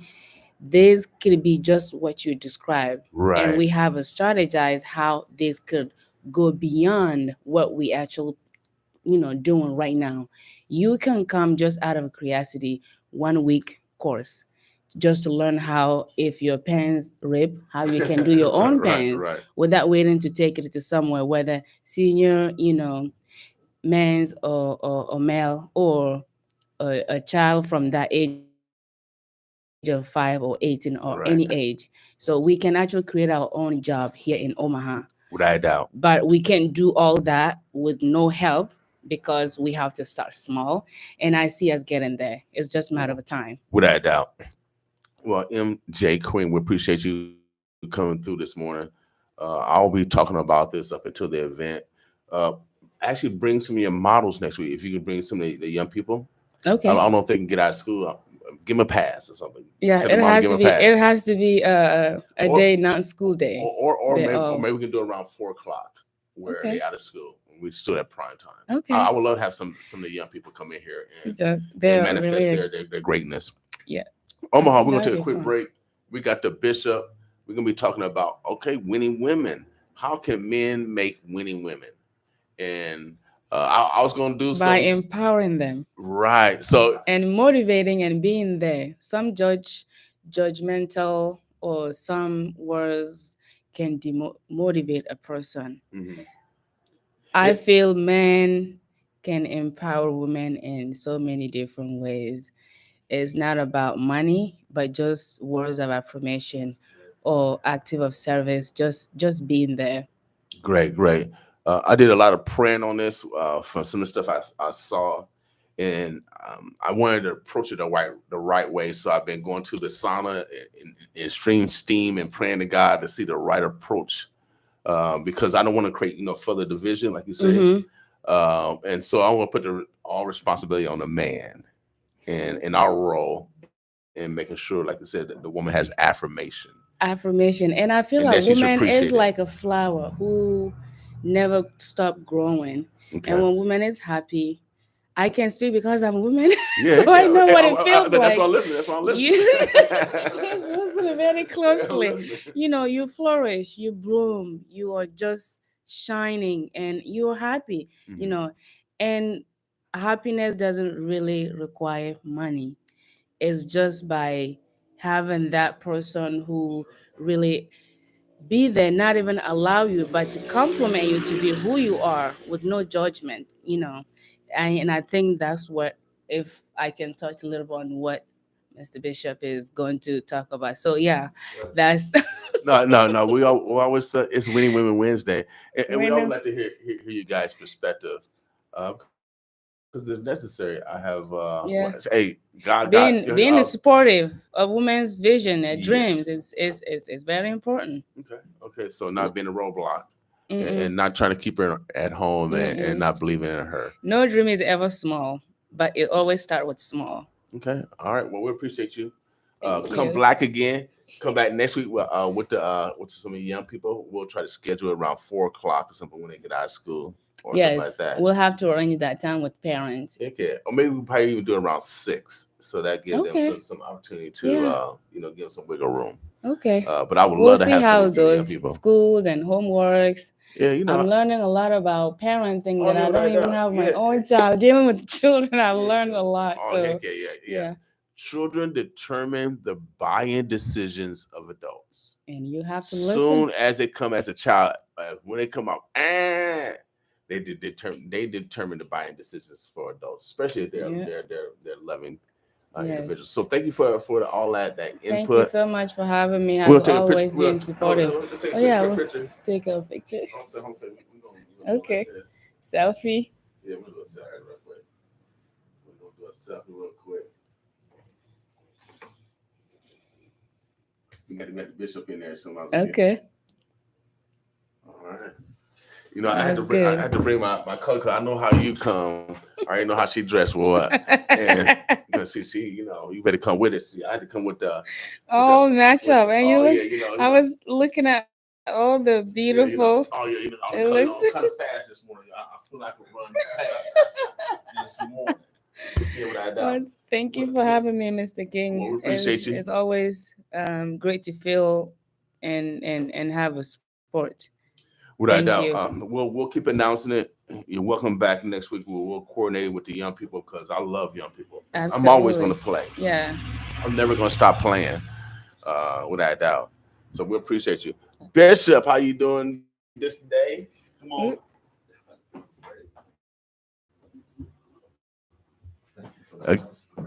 Oh, thank you.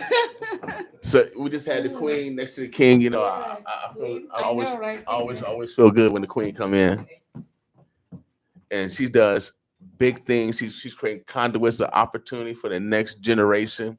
She loves our young people.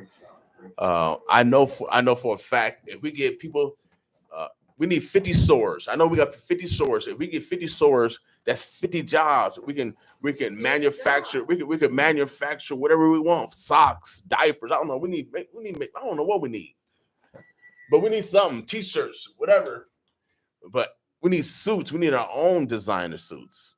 We can do it our own self, man. We don't need nobody. God's on earth. Everything's been equalized.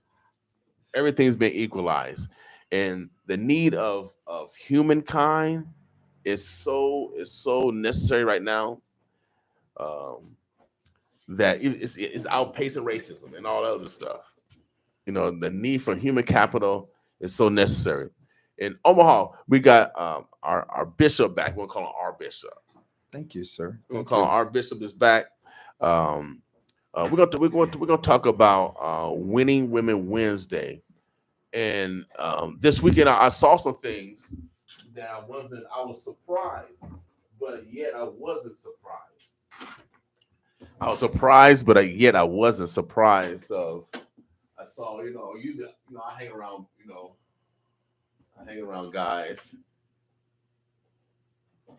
Okay.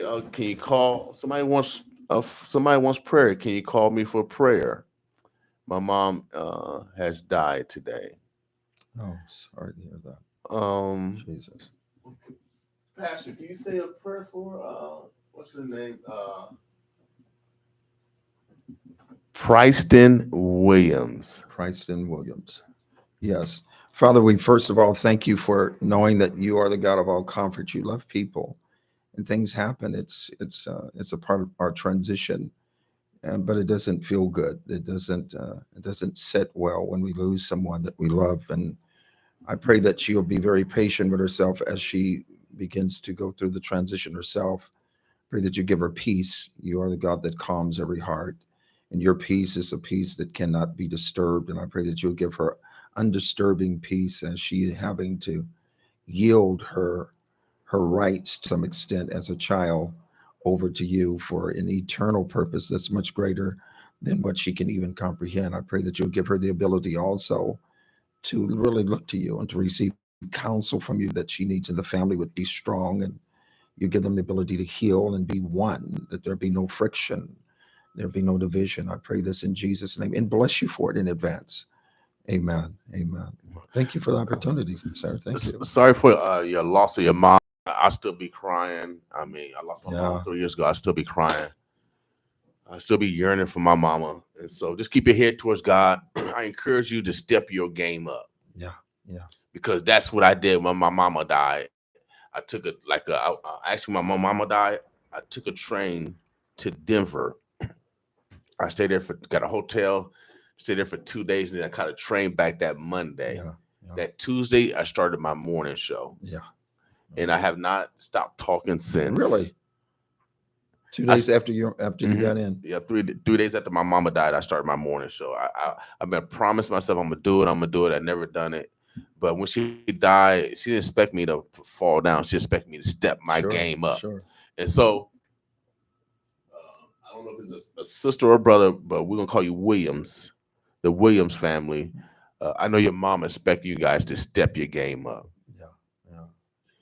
And I encourage you to celebrate like my cousin did in Memphis. Shut down the city. Let everybody know how important your mama was. Yeah. And how important she was to you, and how much she was loved by this community. Yeah. And so step your game up. I want to encourage you, the Williams family, and anyone else that have lost someone. Don't regress because of death, because death is inevitable. Step your game up. That's what you're supposed to do. Yeah. And that's what I've done. And I encourage you to step your game up. Challenge yourself to be even greater. So while they're in heaven, they can be up there talking, bragging. Oh, look at my people, up there walking around with Jesus. Jesus, what are you talking about? Look at my man, you know what I mean? So that's how we should be doing. Step our game up, and let's celebrate like they do in New Orleans. Celebrate your mama death like they do in New Orleans. Have a big old parade and marching band and celebrate, her life. All right. But we got you in your prayers. We got everybody in their prayers because death is inevitable. Sure. And I encourage you to step your game up. Pastor Bishop, the day is Winning Women Wednesday. And, this past week I saw, women behaving like men in a sense, married women. Now, I'm not talking about any sexuality or anything like that. You usually hear men being, doing the cheating or per se or whatever. But I saw women doing the same thing. Sure. And it was all together. It's like a group of them. Yeah. And so they like reinforcing. And then when I saw that, I was really just disappointed. I was surprised. I was disappointed. And I said, dang it. I said, if that's happening, then we're doomed. We have no hope. I feel like Lot. Sure. I said, if the women but then I said, dang, is it their fault or is it the man's fault? First of all, I mean, okay, so this subject alone can be for weeks because that women are so incredible. The disrespect, or the use of a woman. Okay, so when God made Eve, and God did make her, when God made her uniquely different than a man, uniquely. And thank you so much for your sharing. It was really precious. Thank you. Yeah. When God made a woman, he made her divinely and uniquely different than a man. So her needs are different. Mm-hmm. And what we've tried to do is to hardwire women to our needs, right, and ignoring theirs. Right. So defining a woman first is really, really important. How do you define a woman? Of course, as you know today, that they're saying a lot of things about women and men. You can be a woman if you want to be a woman. I feel like a woman, and on and on. I mean, you can't feel like a woman. You've never been a woman, so you can't feel that. There is femininity that you can embrace. Right. But women are divinely made different. It's more than a feel. They're made womb men. When the Bible said that God called them men, God called them man. He made them both male and female, men, Adam. The idea is that God made the male and then the female, the male with the fetus, male, female, male and female, the man and the womb man. Right. So she's made not only different, but when we don't regard her as being divinely made different, we lose the value of her. Okay. Now, I'm not suggesting that is our fault that they're out there doing what they're doing, because that's a whole different, thing. But my point is, they were made and is made divinely different, and we have to be extremely careful. Now, another interesting thing about this is that, and we don't hear a lot about this, but God did not make all men and all women. That sounds strange. God made Adam and Eve, and from Adam and Eve, he generated all men and all women. Okay. So he didn't go back to the dirt to make another man, another woman every time we see one. They were generated from Adam. They came from Adam and Eve. And so she's the first woman made, and she had to be stunningly beautiful. There's no way you can look at a million women that are beautiful, but that all of that beauty came from this one woman. Right. And it all speaks of how stunningly beautiful that she was. And so they're made to multiply whatever you give them. So they're made with the womb. They'll take what you give them and they'll incubate that and give it back to you. Right. So if you give them trouble, they give you hell.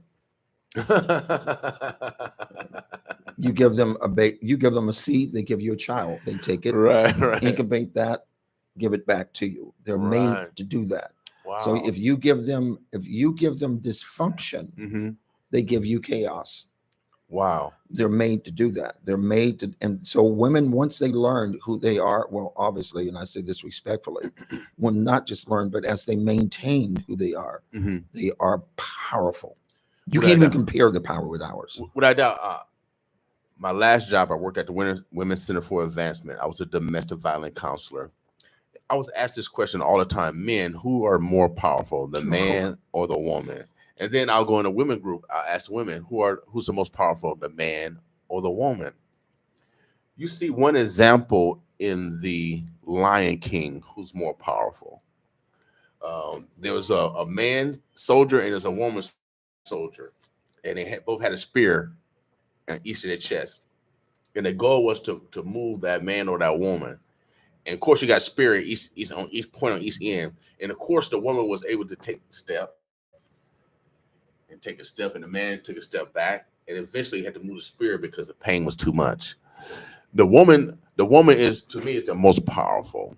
And the reason why is because her threshold for pain is way higher than man. She reproduces. She's a nurturer. She actually keep man alive because men are more emotional than women. So Say that again, I'm sorry. Men are actually more emotional than women. They call it emotional intelligence. Yeah. And so women are usually more calmer and usually more nurturing and usually the protector. Because my mama, like I said, I said jokingly, she did save me from at least I think a couple of fights. I know at least one because I was emotional. Yeah. Yet, most women usually I don't know what they have in their brain. They usually don't react with violence first.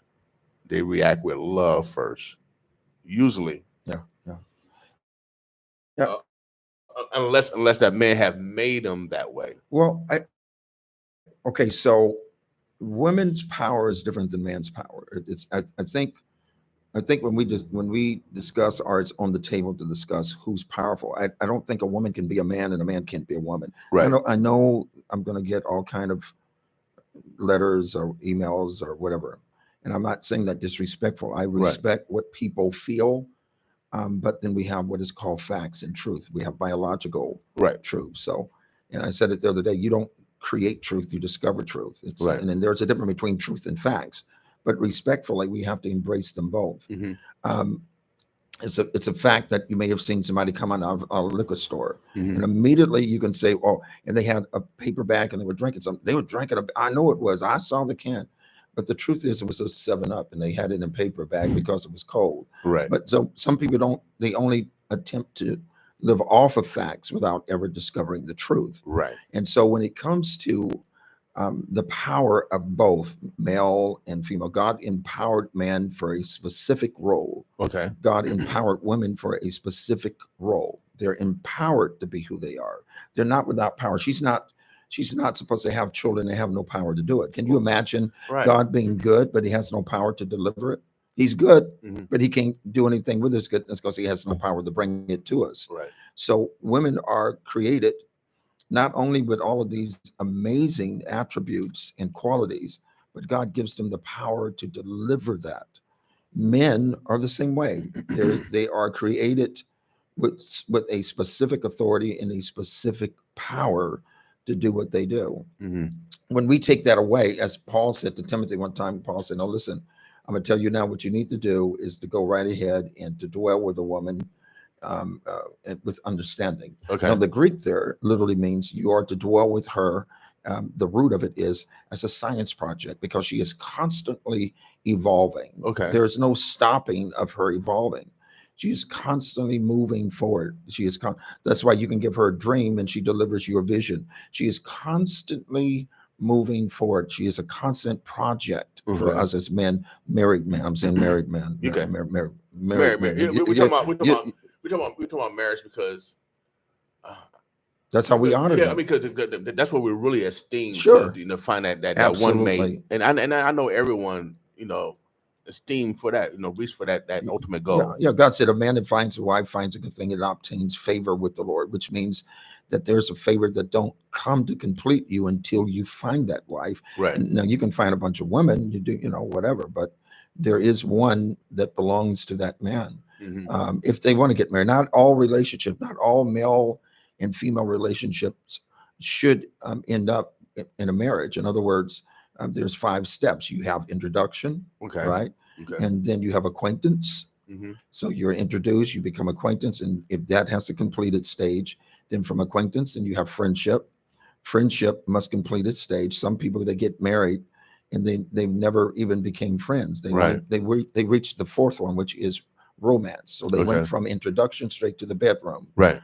And then after that, then it's marriage. Mm-hmm. But if they're all in their proper stages, what happens is when a man, after being introduced and become acquaintance and becoming acquainted with each other, Right. then they permit each other to have friendship. And in that friendship, they permit each other. They give each other the right of trusting each other, and they develop in a strong bond Okay. in that friendship. Then, if indeed it moves into a romantic relationship, it's strong. They have something to stand on. Right. And then from their marriage. But and then if they don't do it, they have to go all the way back. If they just jump from introduction to bed and they still want to have the relationship, now they have to go back and be reacquainted. Mm-hmm. They have to build friendship so that their romance can be successful and end up in marriage. But women are very, very powerful, and they want to be loved. Mm-hmm. Most women that don't want to be loved, it's not because that was their original state. Something that's happened to come in and sabotage the natural idea or definition of love. Mm-hmm. And so now, if I'm going like, okay, if that's your definition of love, all right, I'll live out your definition of love.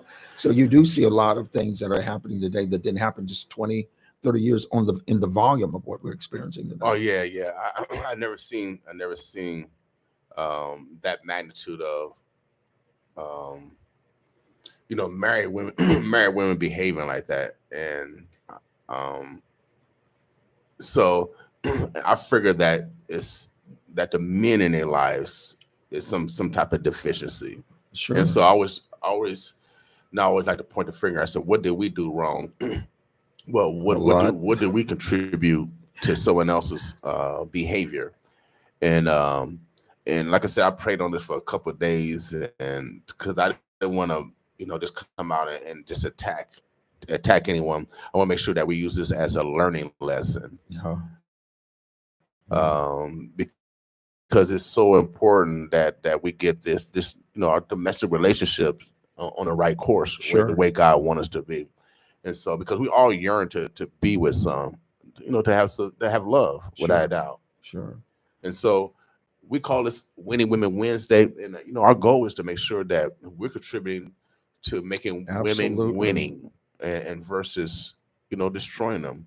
And I said all the time, Mr. Farrakhan said that we cannot raise no higher than a woman. And so that means we have to have ultimate respect for women. You must have it. That's not even a question. I think now I'm a father. I have many, many girls. I have several daughters, and I love them. I still open the door for them, close the door for them. Mm-hmm. One guy came to the house and wanted to date one of my daughters, and he sit out in a car and honked the horn. Wrong thing to do. I walked out with the car. Forgive me, I didn't repent it, but I walked out to the car with a bat, and I just tapped his car with a bat, and I said, "Don't you ever come to my home and honk your horn for my daughter." Right. You can come and do whatever you want somebody else, but in my house, my daughters are respected. You get out of the car, you come and knock on the door, and then I introduce yourself to me and to her mom. But don't ever come to my house and honk the horn like she's some kind of buddy. Right. You get out of the car, and he looked at me. He was really scared because they know me as being a preacher. So he was kind of like really surprised. I said, because if you do that again, you'll call me Batman. Make sure you come to my door. Right. I teach them high respect because I think that's where it starts from. I think Right. a father's relationship with his daughter, there's some men that dismiss their responsibility in their role Right. when it comes to their relationship with their daughter.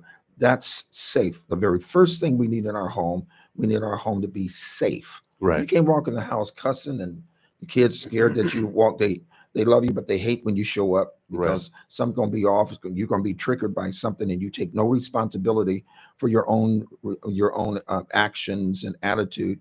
You're going to blame it that the food ain't cooked and the house ain't clean, or whatever the case is, and so you're triggered. So I think the very first place for a woman to feel safe is with her father and being home. It has to be a safe place. How can we get because everyone participate in perpetuating their feelings onto their children. Yeah. So we have women and that keep their children from the father, and they know and they use the child as a weapon or as a pawn. Yeah. I see that more. I think that's one of the major problems in our community. Is that divorced, separated, or in the family itself? I would say all the above. So is she keeping the child because she don't trust the father's response or reaction? Well, or triggering mechanism? I'm a former probation officer, so I used to see it from all means. Sure. I understand if the father was abusive, of course. Sure. But you have a lot of fathers that are just the relationship didn't work out. Okay. It just the simple relationship don't work out, or it could be a divorce and they fight between they have the children in the middle, Yeah. trying to punish each other, or something. right? Like that, yeah. Or even a woman said, "Well, you only got visitation these days." It seems like it's always. It seems like they always put their feelings before the child. Yeah. And I remember when I was a child, my dad wasn't around, even though him and my mom was married. She stayed here. My dad lived overseas, and I would yearn for my dad. Sure. I remember that. Yeah. So you don't think those kids do the same thing? Yeah. Yeah. They do the same thing. They yearn for their father, but what my mama did, I didn't know she was even doing this. And at the time I didn't like it because my mom couldn't read or write, but I had to write to my daddy, who I yearned for, who I was mad at because he wasn't there. Sure. And I had to write to him.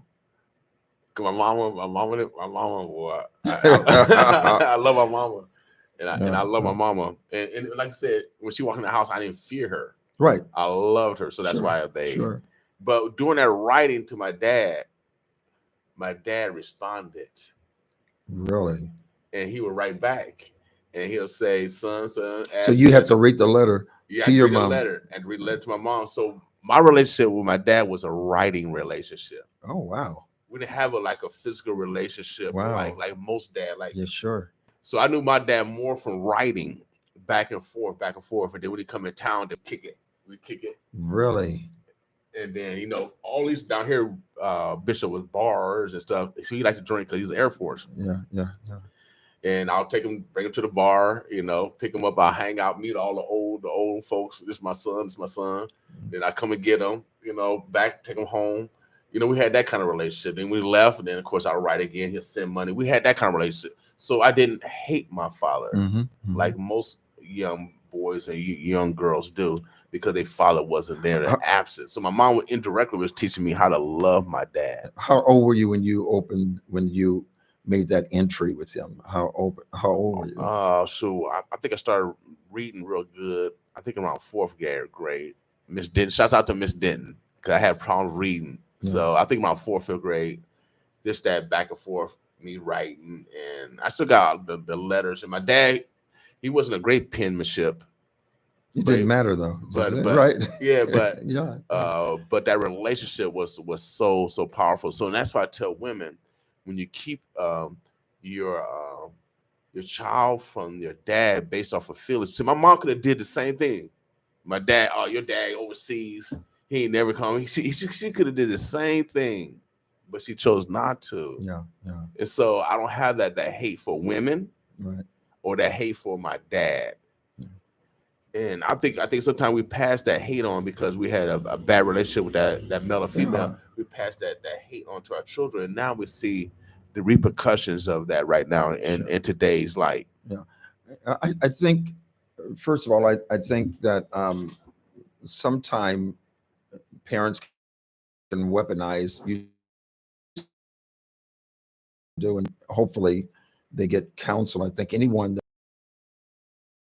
there's children, they need to go immediately to counseling just so they can learn how to parent the child and realize that the child is not an item, right? But the child is obviously has a real destiny, and it's their responsibility, even though they can't get along, to make sure they're investing in this child the best that they can. But sometimes we rely upon where we came from. So we came from pain, pain in is pain out. So like, it's really crucial that any parent and every parent that suffers a divorce, divorce is a very painful thing.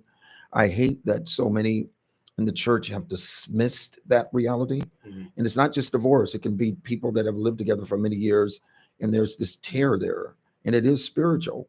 And then we just, get over it and whatever. They don't realize it feels like a death. They really go through something. So we can't just dismiss that just because we don't like that. Right. But then if there's children involved, it makes it even, everything becomes more and more vulnerable. They have to invest. Churches must invest in these families. They must do that. You can't just do it from preaching at them from a pulpit. There needs to be programs and things set up that they can come and get counsel. They can come and share their heart, and they can trust the elders and the mentors that are there in the church to hear what they're saying and then respond to it in a godly way so that they can have a healthy family. Because a healthy family is more important than a happy family. Without a doubt, because you got men that's having a cycle effect, and it create a snowball effect, and then they blow up because they mad at the woman, and it's a never ending cycle. But how can a church play a role in creating mediation? Because right now, I don't know. I think the most important role right now for the pastor is mediation. One is not having a bunch of judgmentalism and teach the congregation. You have to teach the congregation to be compassionate.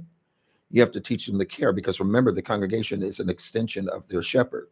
So if the shepherd is mean and judgmental and crude and ugly and culturally bound, then it's going to be very difficult for the congregation to actually transition into a real compassionate, loving, caring, don't care where you come from, don't care if you got tattoos, don't care if your hair is nappy. See, the problem I think that we're facing is not that we love people, is what we love them with. God loved us with his son. So in John 17:23, he loves us as much as his son. He loved us with his son. He loved them for the sake of his son.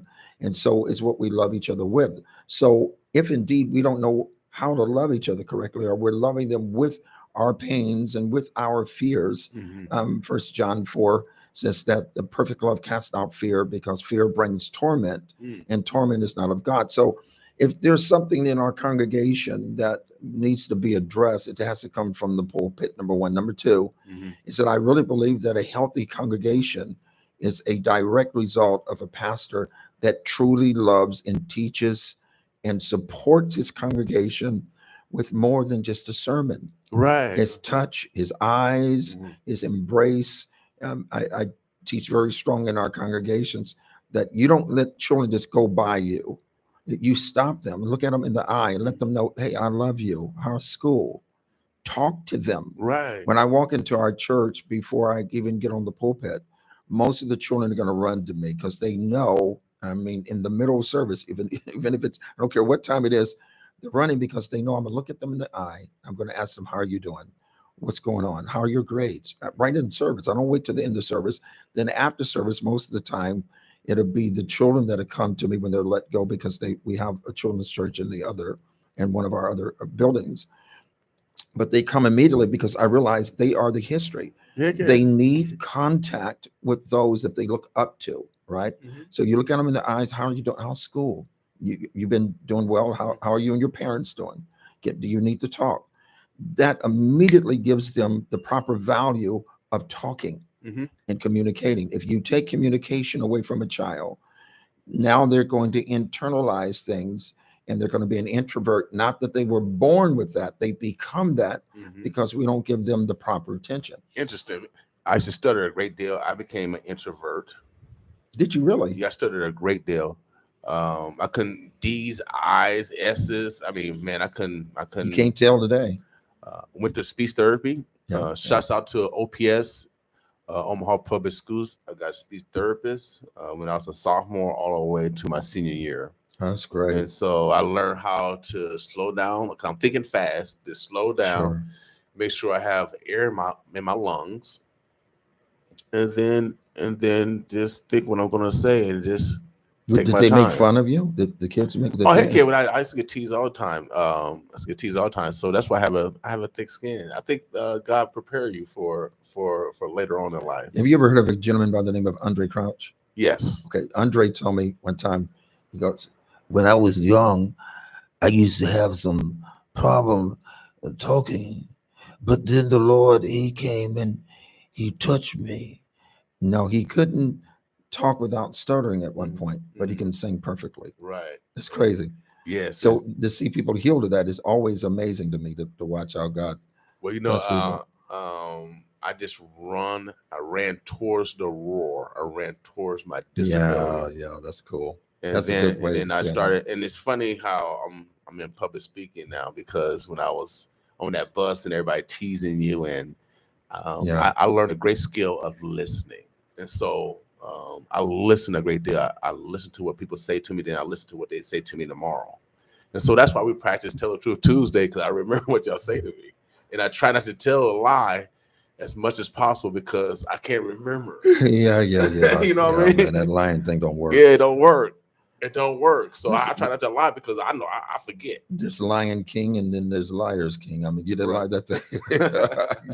that stuff don't work, man.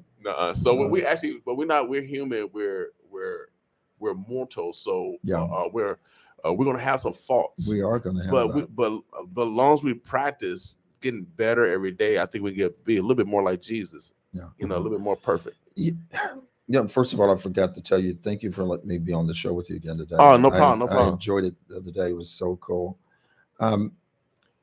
If a child has a mother and a father that grooms them, because, there was a time when it was that the father left the house. Statistics now is showing that the mother now, many of the women are intolerable with certain things, and they feel more comfortable separated than they do being. Many of them are just walking away. They're doing exactly what we trained them to do, or if not trained them, modeled for them to do.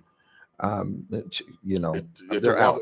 They're walking away. Yeah, they're walking away. And so that's why. So when I saw that, I could see the remnants of them not supporting the family unit. And if the women behave like that, they walk away, man, we're doomed. We're doomed. We're doomed. They are the womb of humanity. That's why a man can't be a woman, because he has no womb. Right. She is a woman because she has a womb. She carries, she nurtures, she takes care of the child before you ever see the child. Her entire body, her physical body, and her mind and her emotions, everything is committed to what's growing in her. Right. So when a man abuses that, or when a man just looks at her for her beauty and don't really understand that her beauty is inward first, that she is uniquely different for that reason, to appeal to us, not to be a slave to us, but to appeal to us. And there's some right now perhaps listening that's having a really hard time in their relationship. Slow down, take her on a date. Do something with the most valuable creature, the most valuable creation on the entire planet. Yes. She is so amazing. And you have to cover her, take care of her. If she's an emotional wreck, if you don't like the flavor of the Kool-Aid, you need to change it. Right. You cannot treat her, bash her, cheat on her, lie to her, beat her emotionally, mentally and psychologically, and then think you're going to have a healthy relationship, because it's going to multiply.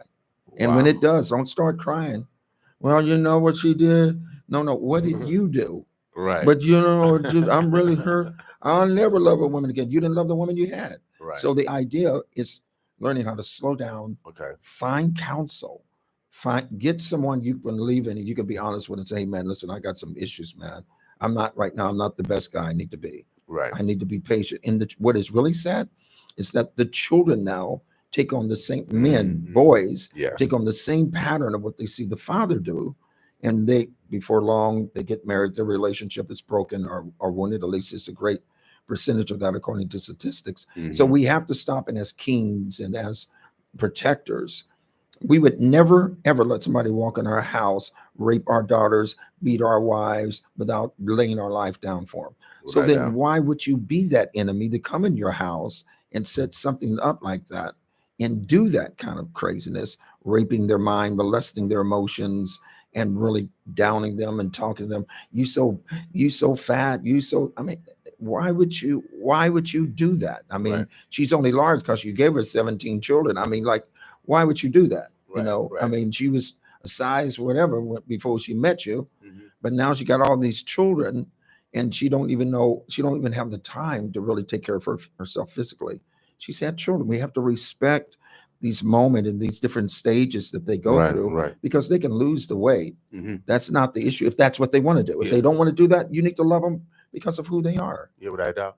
Well, and the best thing to do is just go walk together and do something together. Yeah, so absolutely. Yeah, if you worry about her weight or you worry about his weight, get out and exercise together, because health is actually wealth. Yeah, it is. It's not about looking good, but it's being in the best shape for your body type. For you. Yes, That's yes. right. Yeah, That's because right. everybody's not the same body type. That's right. You know, 'cause I know some big dudes, they big. They ain't gonna never be skinny. They big. They naturally genetically big. Yeah, sure. But they still move good because they still take care of themselves. They still in shape based off their body weight. Yes, sir. Yeah, so it ain't about size, y'all. It's about taking care of yourself to the best of your ability. And then also, I'm telling you, y'all, when my mom passed, I was able to pick my mom up.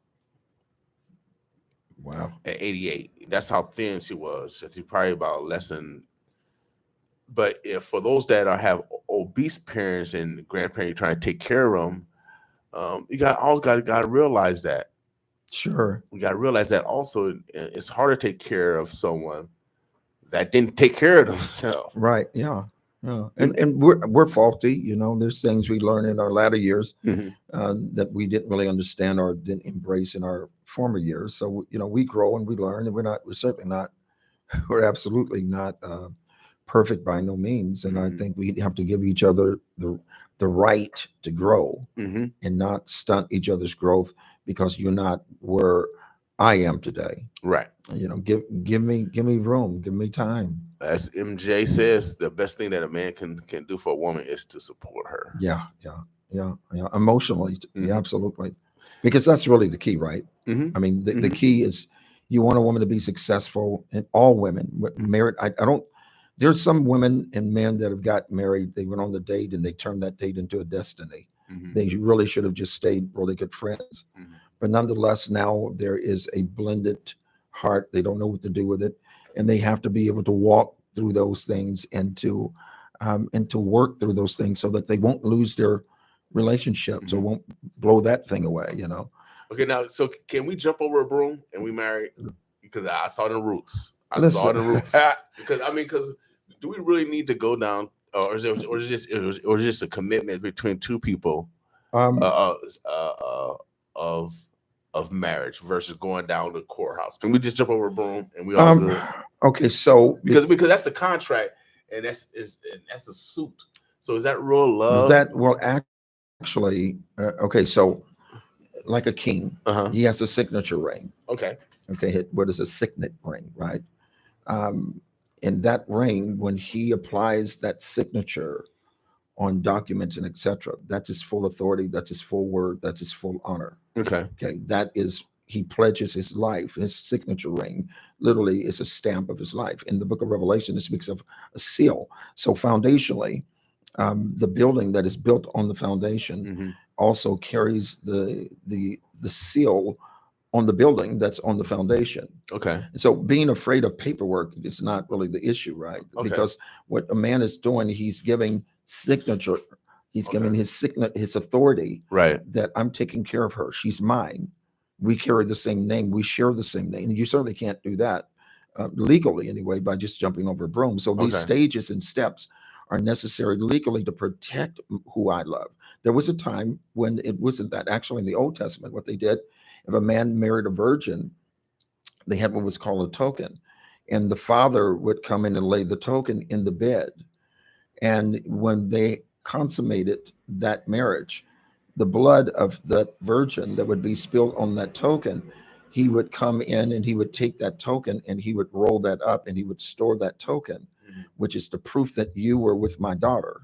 So if he later on said something crazy like she wasn't a virgin, said, I got the proof, I have the blood, that yes, she was a virgin. The idea of there's always been something culturally that made sure that we were bound together, that our binding was both legally and culturally, that we were one. So when the Bible said a man, didn't say when a man finds a woman, when a man finds a wife, and whatever they did in that day in which solidified their marriage. Today is different, that we solidified different. That's okay. Now, of course, if you know anything about the history of marriage, or should I say signing and what have you, a lot of that took place back in the day in which that the Caucasian brothers wanted to make sure that you wouldn't marry a black brother. And therefore, when you went to the courthouse, there's names involved. There was a time you had to do blood tests that was involved, and etc. So culturally, there's things that have changed, but I've always believed that if I'm going to build not just a house, but a home, it deserves my character, which means it deserves my seal, which means it deserves my authority, which means it deserves my name. If I love her, Right. it's not just a contract, it is a covenant contract between her and I, that we give ourselves over to each other until death do us part. I'm just saying, paper doesn't make the marriage, but it does solidify it in all legal documents, in all legal data, that we've done this for real. So there are those that do that, though. I don't want no paper. I mean, what's the point? I want the world to know. When you're in love, you want the world to know. Right, right. I'm just saying that's my perspective. Biblically, I believe it is absolutely supported. But again, we're dealing with cultural differences in a lot of ways. If that makes sense. Without doubt. Omaha, the burbs, the bluffs. We're talking to Bishop Hooks out of California. Is it Sacramento? No, Visalia, Central Cali. Okay. Right in the middle. Say it one more time. Visalia, Visalia. Visalia. Okay. Yes, sir. I think I've seen that before. With the big trees. Yeah, I think I saw that before. So you get the redwoods out there? Man, listen, this is beautiful. It's only maybe an hour and a half away from where I am, but it's absolutely gorgeous. Wow. How tall are the redwoods? How tall are they? Oh man, they're hundreds. They're so big. You can drive a car through them. They have one that they actually built a house in the tree, not with the tree, in the tree. That's how wide the trunk is? Oh, it's crazy. It's you look at it and you go like, oh yeah, God did this. This didn't just happen. There's no way this just happened. It's one of those wonders of the world, no doubt.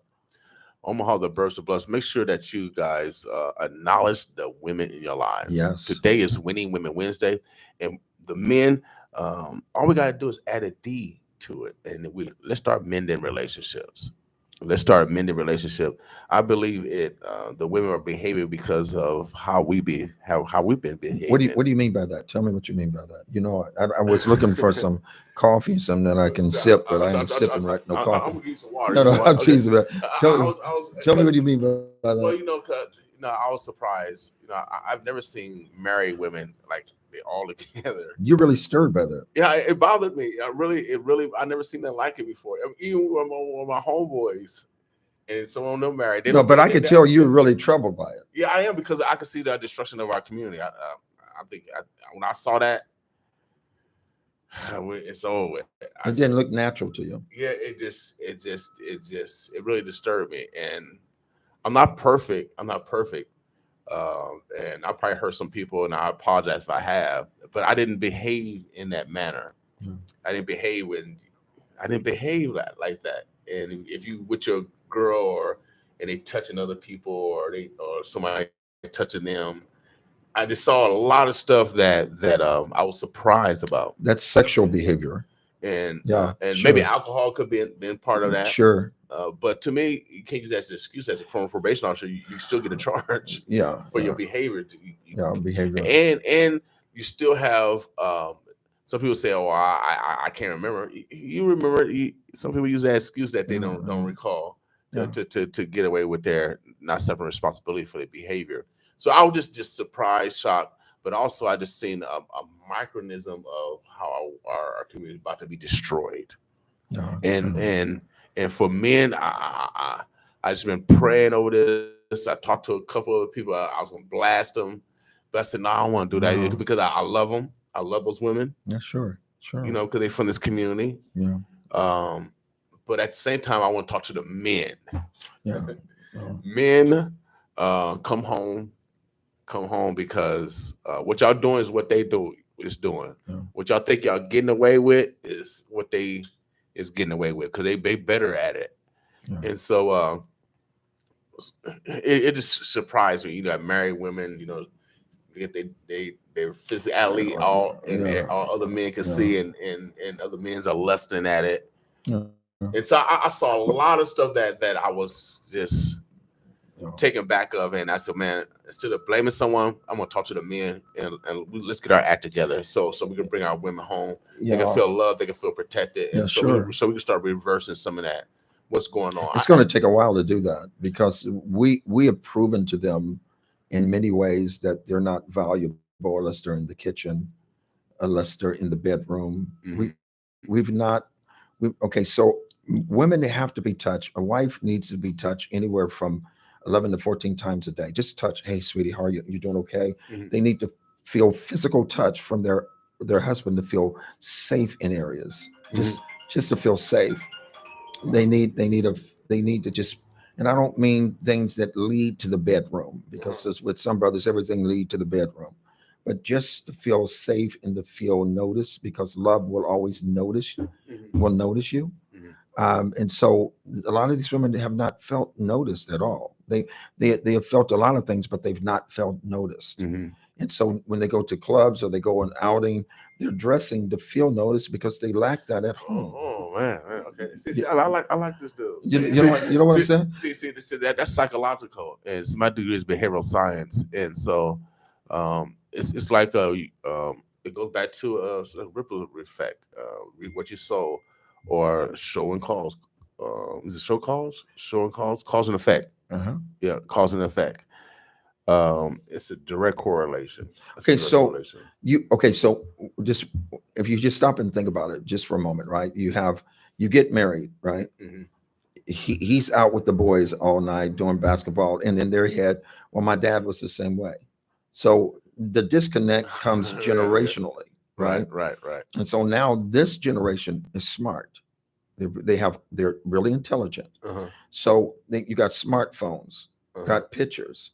They can have a camera in your house you don't even know about. Look like one of those pins on the wall. Right. See your conduct. You on the phone talking to somebody. You're sex texting and all this kind of stuff. And then you want her to just act like nothing, and it's not going to work. At one point, you don't want to open that door, because when you open that door, you can't control what comes in. So a lot of these women are hurt. They're not out there because they just want to be out there. They're hurt. They find attention out there. They might find someone that they feel can like them for the moment, because remember, the problem with America is not pain. The problem with America is pleasure. And what they do to fulfill that pleasure is a huge thing. This is why men, black, white, brown, whatever color you are, because there's no color issue when you're dealing with sin, right? Yeah. Our men need to find their way back to the house of God, bring their families back. They want wholeness, or they want happiness, but no wholeness. They want to be happy. They're doing anything to be happy. Man, are you kidding? Your family is falling apart, and you're trying and you're striving to be happy, but not healthy. There's a wholeness that comes when we're a community, the one that believes God, number one. Number two, we're able to acknowledge and be real with ourselves and say, man, my head is tripping. I got to stop looking at her. The men can't even stop their own eyes. They run into stuff, right? So when their wife looks at a man, what you looking at? He want to get out and go fight him, But when a man looks at a woman, then, my daddy did that, that man, let man be man. But it doesn't work that way. If we're going to respect that woman, We have to respect her with our eyes and with our hands, with what we say, with our embrace, and she feels safe. A woman will give. Listen to this in the book of Proverbs 31. Listen, just a few verses. She senses that her gain is good. The woman does. Her lamp does not go out at night. She stretches out her hands to the distaff, and her hands grasp the spindle. She extends her hand to the poor. She stretches out her hands to the needy. She's not afraid of the snow for her household, for all her household are clothed with scarlet. She makes coverings for herself. Her clothing is fine linen and purple. Her husband is known in the gates, which deals with counsel, right?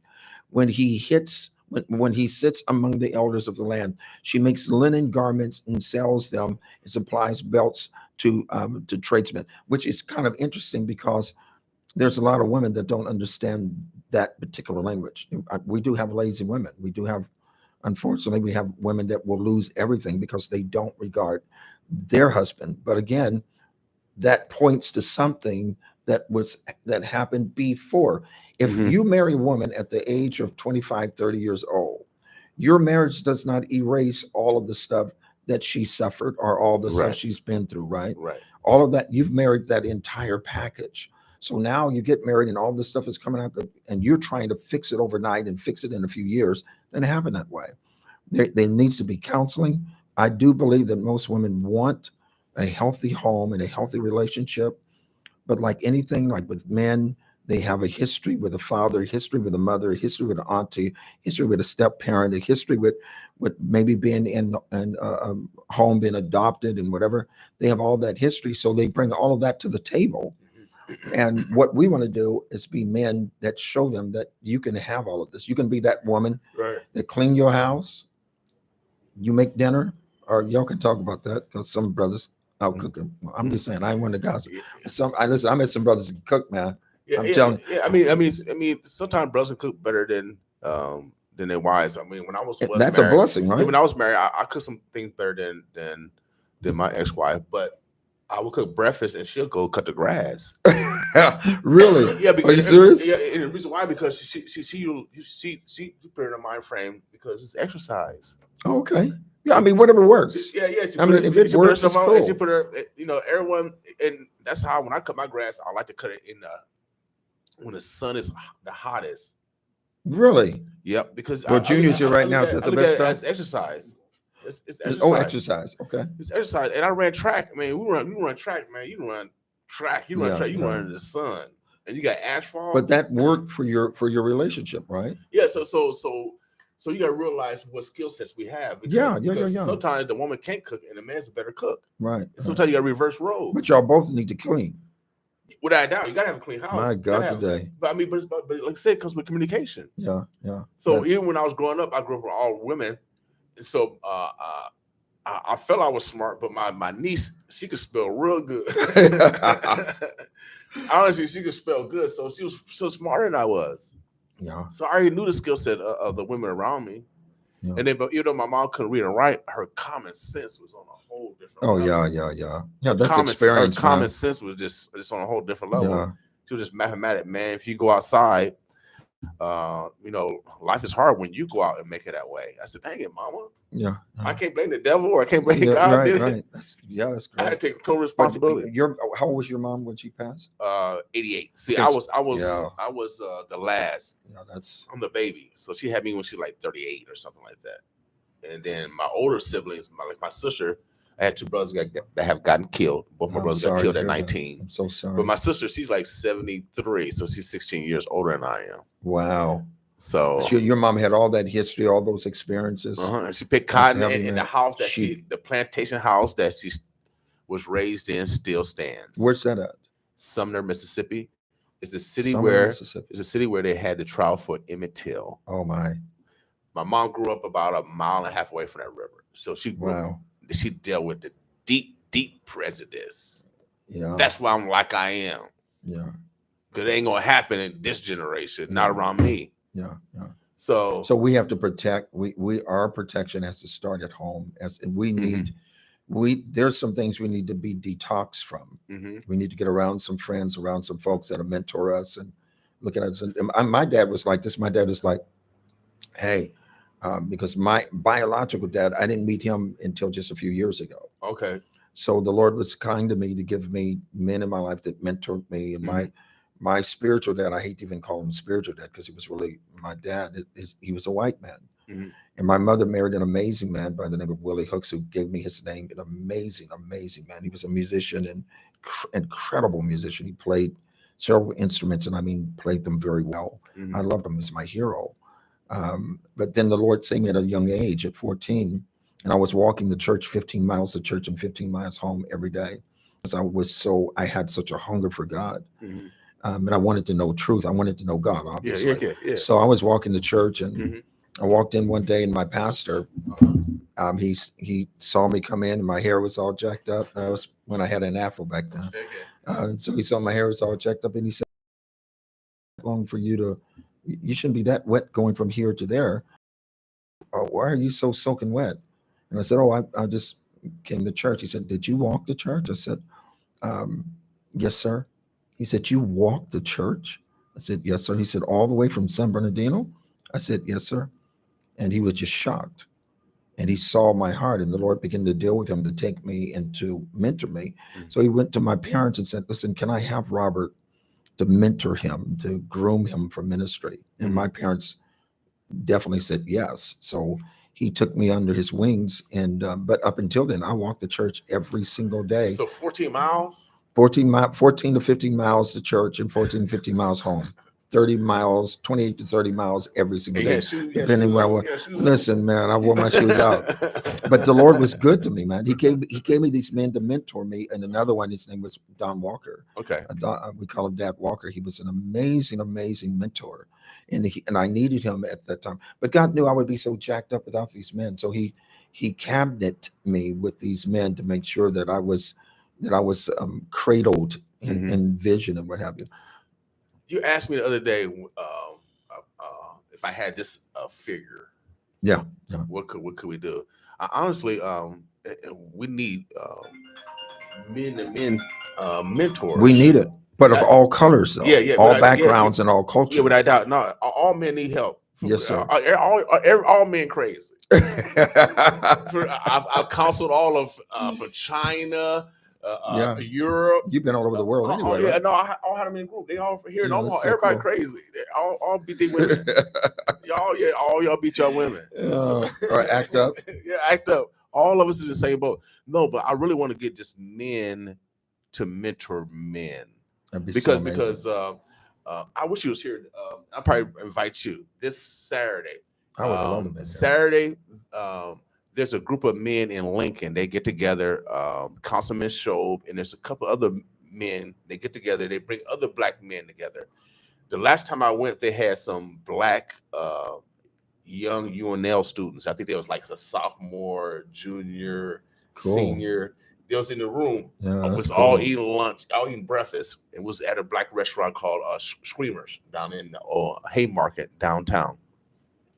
And I I analyze because remember I stuttered, so I'm usually quiet unless you know me, unless I have one of these too. So I'm just analyzing because I'm new and I'm analyzing, but I'm analyzing the young people because I like to play, Pastor. Yeah. I like to play, and so I'm looking at these young men, and then once the young men had a chance to talk, they were there for guidance from black men. Really? They wanted Wow. opportunity. They wanted to be heard from black men. And we need to accept those type of environments. A lot of them are angry too. You know that. Yeah, right? yeah. They're very angry. But they're still yearning. They're still yearning. seeking us They out. want it, And so I'm gonna go down this Saturday. And if That is so if you're a amazing. black male, That's they necessary. have a breakfast at 10 o'clock. You fellowship with the brothers. They come with ideals, but the main thing they fellowship and showing love to each other. And then you got the young brothers that probably don't even have a father away from. They need us. And not from even from this environment. And they in the room. They yearning for black men. They need us. And so I'm challenging us. I'm gonna go up this Saturday, and then we're gonna develop a black breakfast here. A black.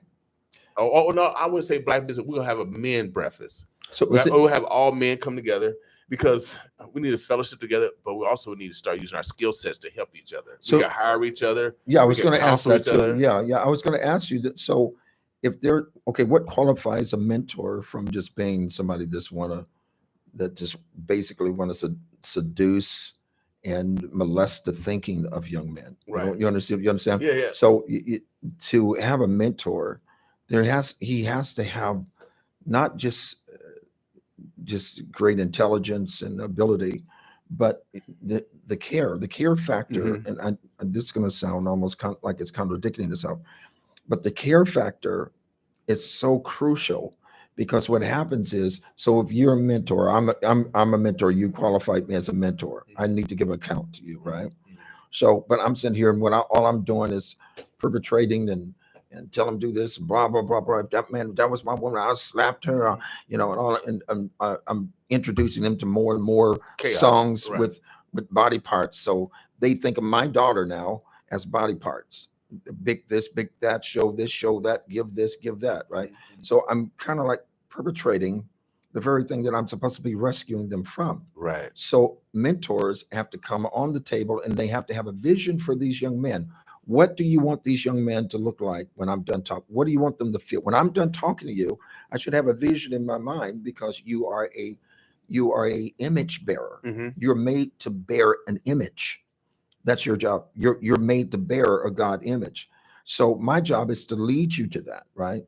But if I'm a mentor, and I don't really care about this, I'm just want to take the spot, give me the light. Like, yeah, man, I took it. That's crazy. There has to be a quality, and there has to be substance within that mentor that sees this broken young man, or sees this young man that don't even perhaps knows he's a young man. Mhm. Okay. Because a lot of the stuff that has happened in the home. As a matter of fact, some of the worst fights ever is in the home. It comes from those that we love, the pain and everything else. And my point in saying that is, so then when a mentor come on side to try to discern, or at least do his best to discern, and to look at a young person that is broken and hurting, what do you want him to look like when he leaves your sight? How do you want him to carry what you're giving to him? And what you're giving him, is it healthy? Or is it taking him back to the streets, teaching him how to, are you institutionalizing him using your opportunity? So even with mentors, there has to be accountability. You should be able to tell me as a mentor, hey man, we don't talk about that here. We don't like, hey man, no man, we don't do the N word here. Or, Right. No man, we don't talk about women like that here. Or man, listen, we don't listen to that kind of music, because it perpetrates and it keeps hatching the same egg in the mind and supporting the same thought. So here's some guidelines, and to be able to have guidelines to help because some of these men are coming with good motives. They just don't know exactly how to lead them into that. And then you have others that come in, they know exactly what to do, because they take it real. Right. It's real to them what they came through. Right.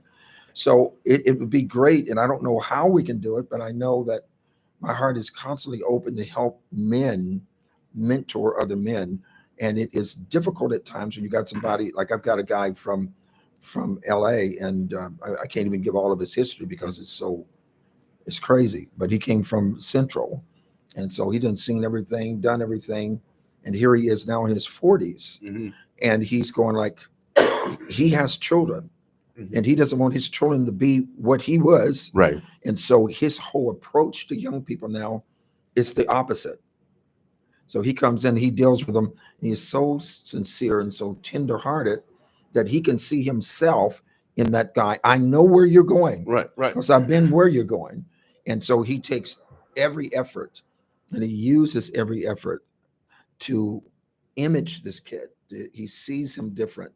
And what that does, that attracts these kids to do more than play basketball. Basketball is just a hook. Right. You know what I'm saying? That's a bait, the sports and stuff. Like we use our studio. So I'm only saying that to say that whoever, just a suggestion, whoever you bring in, they need to give accountability.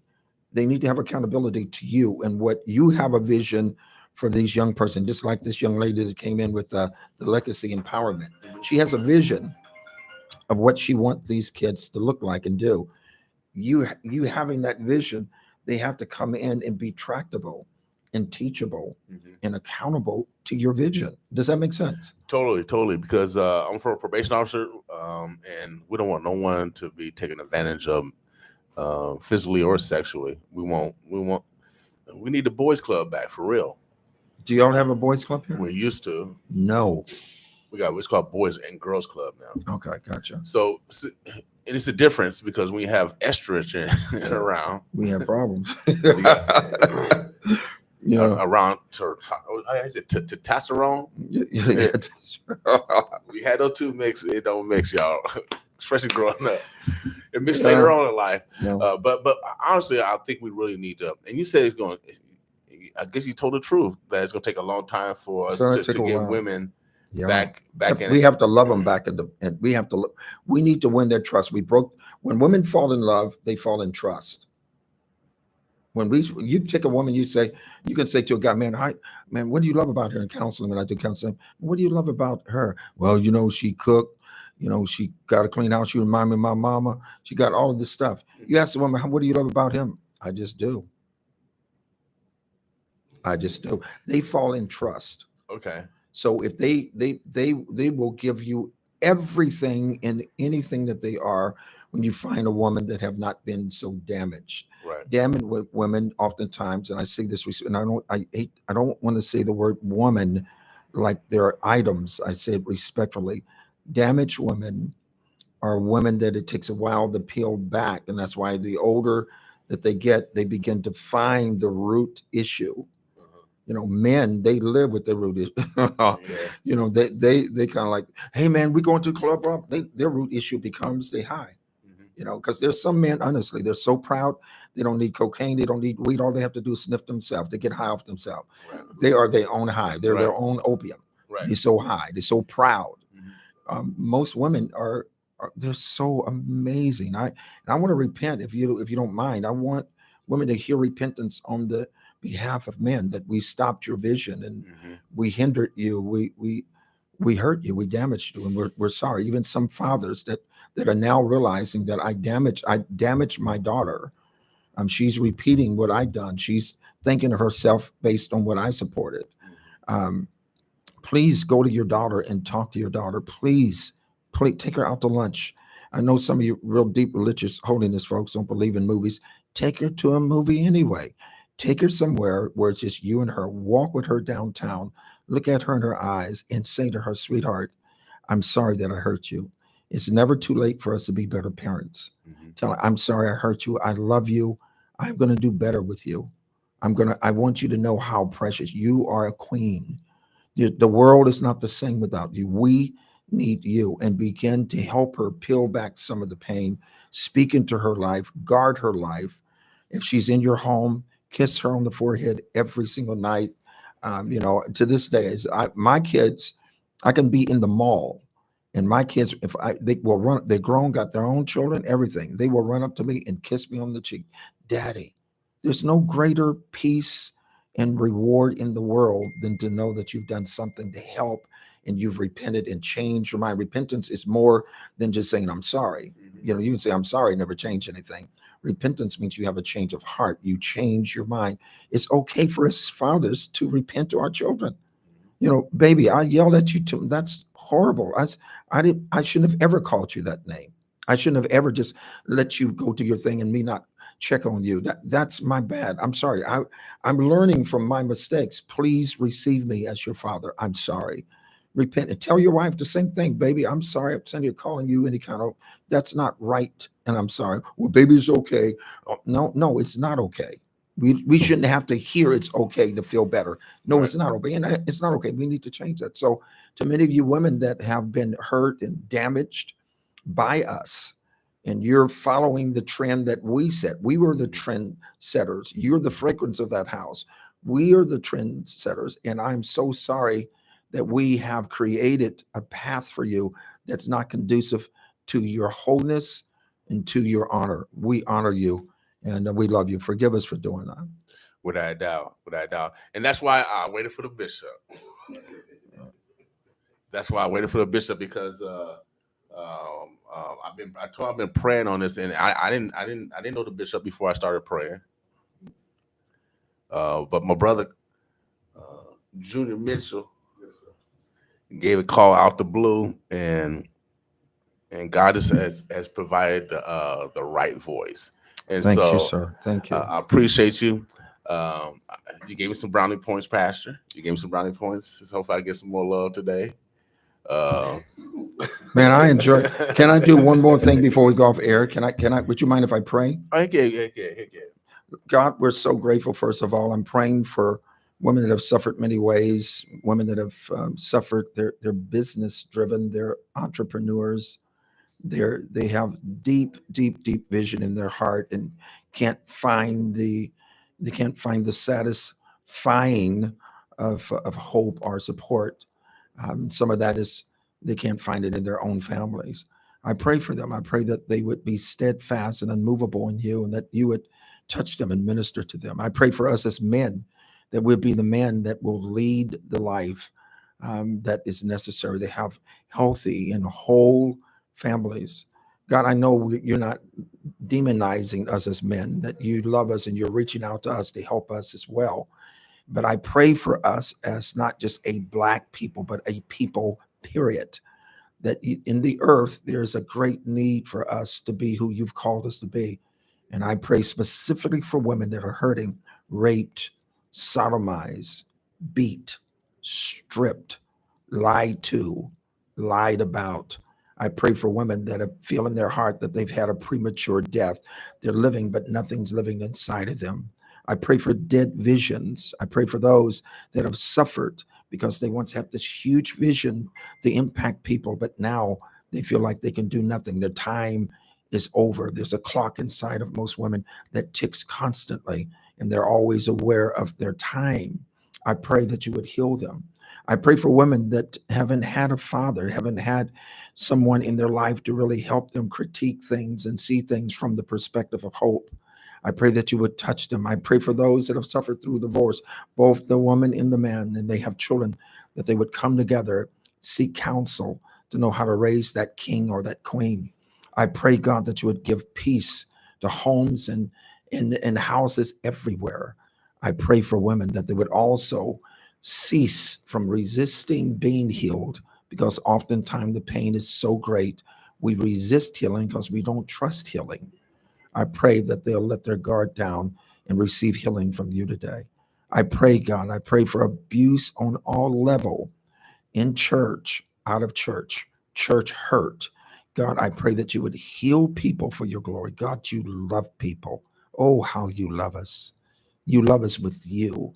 You're your own support to love us. You're not waiting for us to get right. You're not waiting for us to get everything done. You're not waiting for us to get everything complete. You're not waiting for us to even turn to you. You're not waiting. You're not looking for a reason to love us other than yourself. You love us independent of us, our weaknesses. You love us independent of all of the stuff that we're doing wrong. You are in love with us. And I pray that people will receive that love, because it's in receiving that love that we find wholeness and healing. I pray now, touch homes and families everywhere. Minister to those that feel like they're downtrodden and have no hope at all. Restore vision and life back. I pray for women, their businesses. I pray for women, their children. Touch them now. Minister to them. In your name we pray, in Jesus' name. Amen. Thank you so much. Thank you. Appreciate you. Omaha, the birds are blessed. We got Bishop Hooks all the way from California. Oh, yeah, I'm going back to Cali.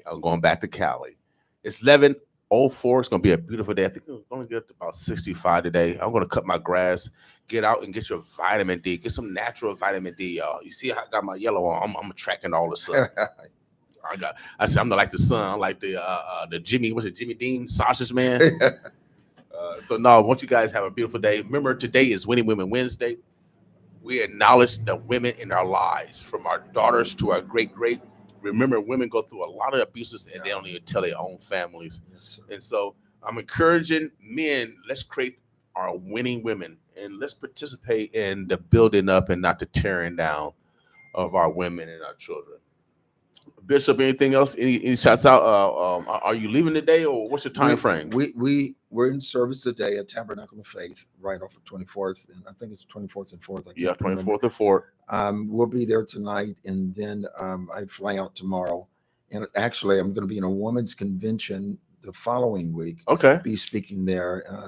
And if anyone from Cali or Visalia is listening, love y'all, appreciate you, and certainly love Pastor Mitchell, who is here doing her very best to win people. And thank you, man. Thank you for letting me. All praise to God, without a doubt. Again, Bishop Hooks will be at the Tabernacle of Faith, 2404 4th Street, 7 o'clock tonight. If you want to have a chance to meet 7:30, 7 o'clock prayer, 7:30 service. Okay. Yes, sir. So get there early for prayer. You know, we all need some prayer, without a doubt. Condolence to the Williams family for losing their mom. Condolence to anyone else have lost someone. I'm telling you, life is so precious. Apologize or accept an apology because that loved one might not be there the next day. Yes, I'm sir. telling you, life is so short. Yes, sir. Again, I want to thank MJ Queen for coming in and developing a conduit of opportunities for the next generation of fashion designers, our young people. And so let's be intentional today on making the women in our lives special today. All right. Omaha, the Burbs of Bloods. We are out of here. It's 11:07. We about to. I want to play some. I think I got Peace, some y'all. We love you. sponsors. Boss with us, y'all.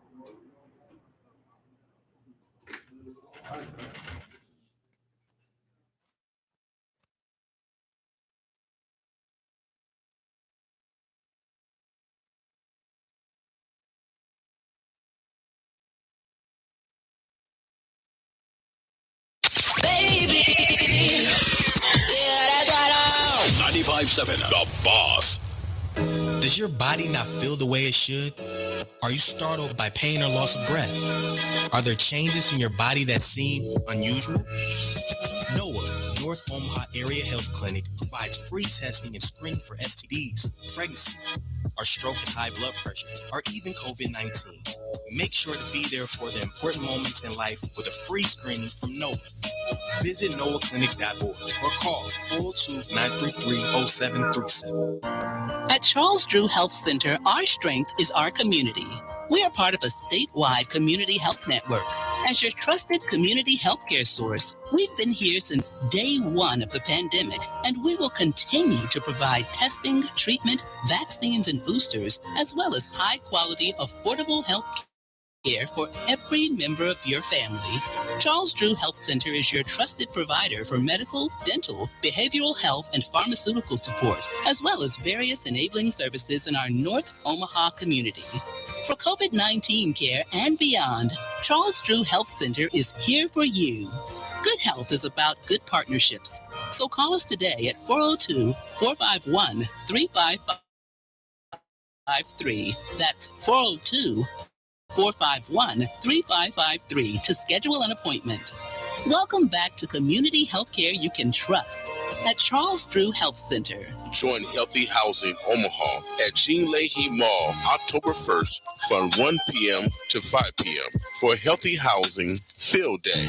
Bring the family. There'll be bouncing houses, food trucks, face painting, a cornhole tournament, and much, much more. Healthy Housing Omaha, a healthy home for every child. To learn more, visit our website, healthyhousingomaha.org, or follow us on social media or call 402-651-4502. That's 402-651-4502. Join Healthy Housing Omaha at Jean Leahy Mall October 1st from 1 p.m. to 5 p.m. for Healthy Housing Field Day.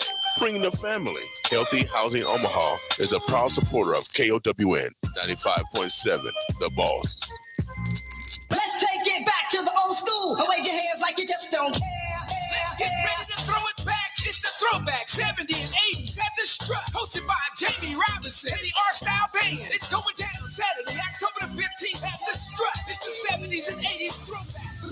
You come dressed in your best 70s and 80s. Cash prize for the best 70s and 80s outfit. It's going down Saturday, October the 15th at the Strut. DJ Mr. Show live on set. It's the Strut, October the 15th. Throwback 70s and 80s. This is a 21 and up event. On the record, take it back. Oh, yeah. For more information and reservation, call 402-612-3194. That's 402-612-3194. Jamie Robertson, R-Style are proud supporters of KOWN 95.7, The Boss. Grammy Award winners Ja Rule and Ashanti live in Omaha at the Baxter Arena, December 10th. Tickets on sale now for Ja Rule and Ashanti. Over 10 million hits sold. When you look at me, baby, everything that we do should be between me and you, but I'm always on time. Also featuring platinum selling Lloyd. Saturday, December 10th at the Baxter Arena. Hold up, there's more. Platinum selling legend Twista. It's Ja Rule, Ashanti, Lloyd, and Twista. Hold up, there's more. It's do or die. One night, one stage, live at the Baxter Arena. It's Ja Rule, Ashanti, Lloyd, Twista, and Do or Die. Tickets available at the Baxter box office or Ticketmaster.com. Hosted by DJ Mr. Soul. Saturday, December 10th. Powered by 95.7 The Boss. Are you stressed over household bills each month? Partner with Heart Ministry Center and get on the road to self-sufficiency. Come to our orientation to learn about budgeting, debt management, and other helpful resources. Our Away Forward orientation is held every Wednesday from noon to 1 o'clock p.m. at Heart Ministry Center. No appointment necessary. Find out more at heartministrycenter.org. We believe in dignity for all. Heart Ministry Center is a proud supporter of KOWN 95.7, The Boss. October 15th. It's the City to City Hip Hop and R&B Showcase. Saturday night, let's go. Party starts at 9. We at Virtue. We at Chicago, Arkansas, Omaha, Nebraska, St. Louis, and surrounding areas. We in KC for the City to City Hip Hop R&B Showcase. From living proof. All artists invite. How can I lose? We the who's who. With DJ Fresh and Rocky Montana. Call 402-709-1290 for VIP tables and tickets. It is the City to City Hip Hop and R&B Showcase out South Carolina, Virtue, presenting all surrounding towns. And also on the same day, City to City Day Party celebration. On the same day, Saturday, October 15th, we at Mr. Big's Place for free food, refreshment, live music, DJ, and more. Located at 12402 Blue Ridge Road in Grandview, Missouri. Sponsored by Legacy Vineyard Exclusive. True Legacy Premium Vodka. It all goes down Saturday, October 15th in KC. Our criminal justice system is broken, and we deserve better. I'm Dave Pantos, and I'm running for Douglas County Attorney to bring about equal justice under the law for all people. I'll never support the criminalization of abortion or cannabis, but I will seek common sense gun reform and make sure we hold violent offenders accountable. My opponent takes tens of thousands of dollars from people like Pete Ricketts, which should tell you all you need to know about him. Please visit davepantos.com to join the campaign and connect with us today. Paid for by Pantos for County Attorney. Join Healthy Housing Omaha at Jean Leahy Mall October 1st from 1 p.m. to 5 p.m.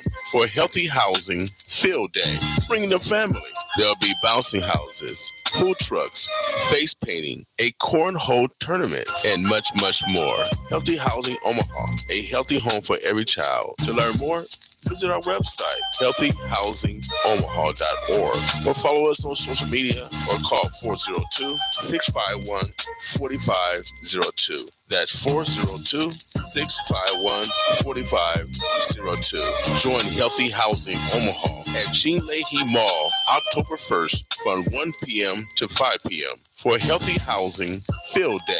Bring the family. Healthy Housing Omaha is a proud supporter of KOWN 95.7.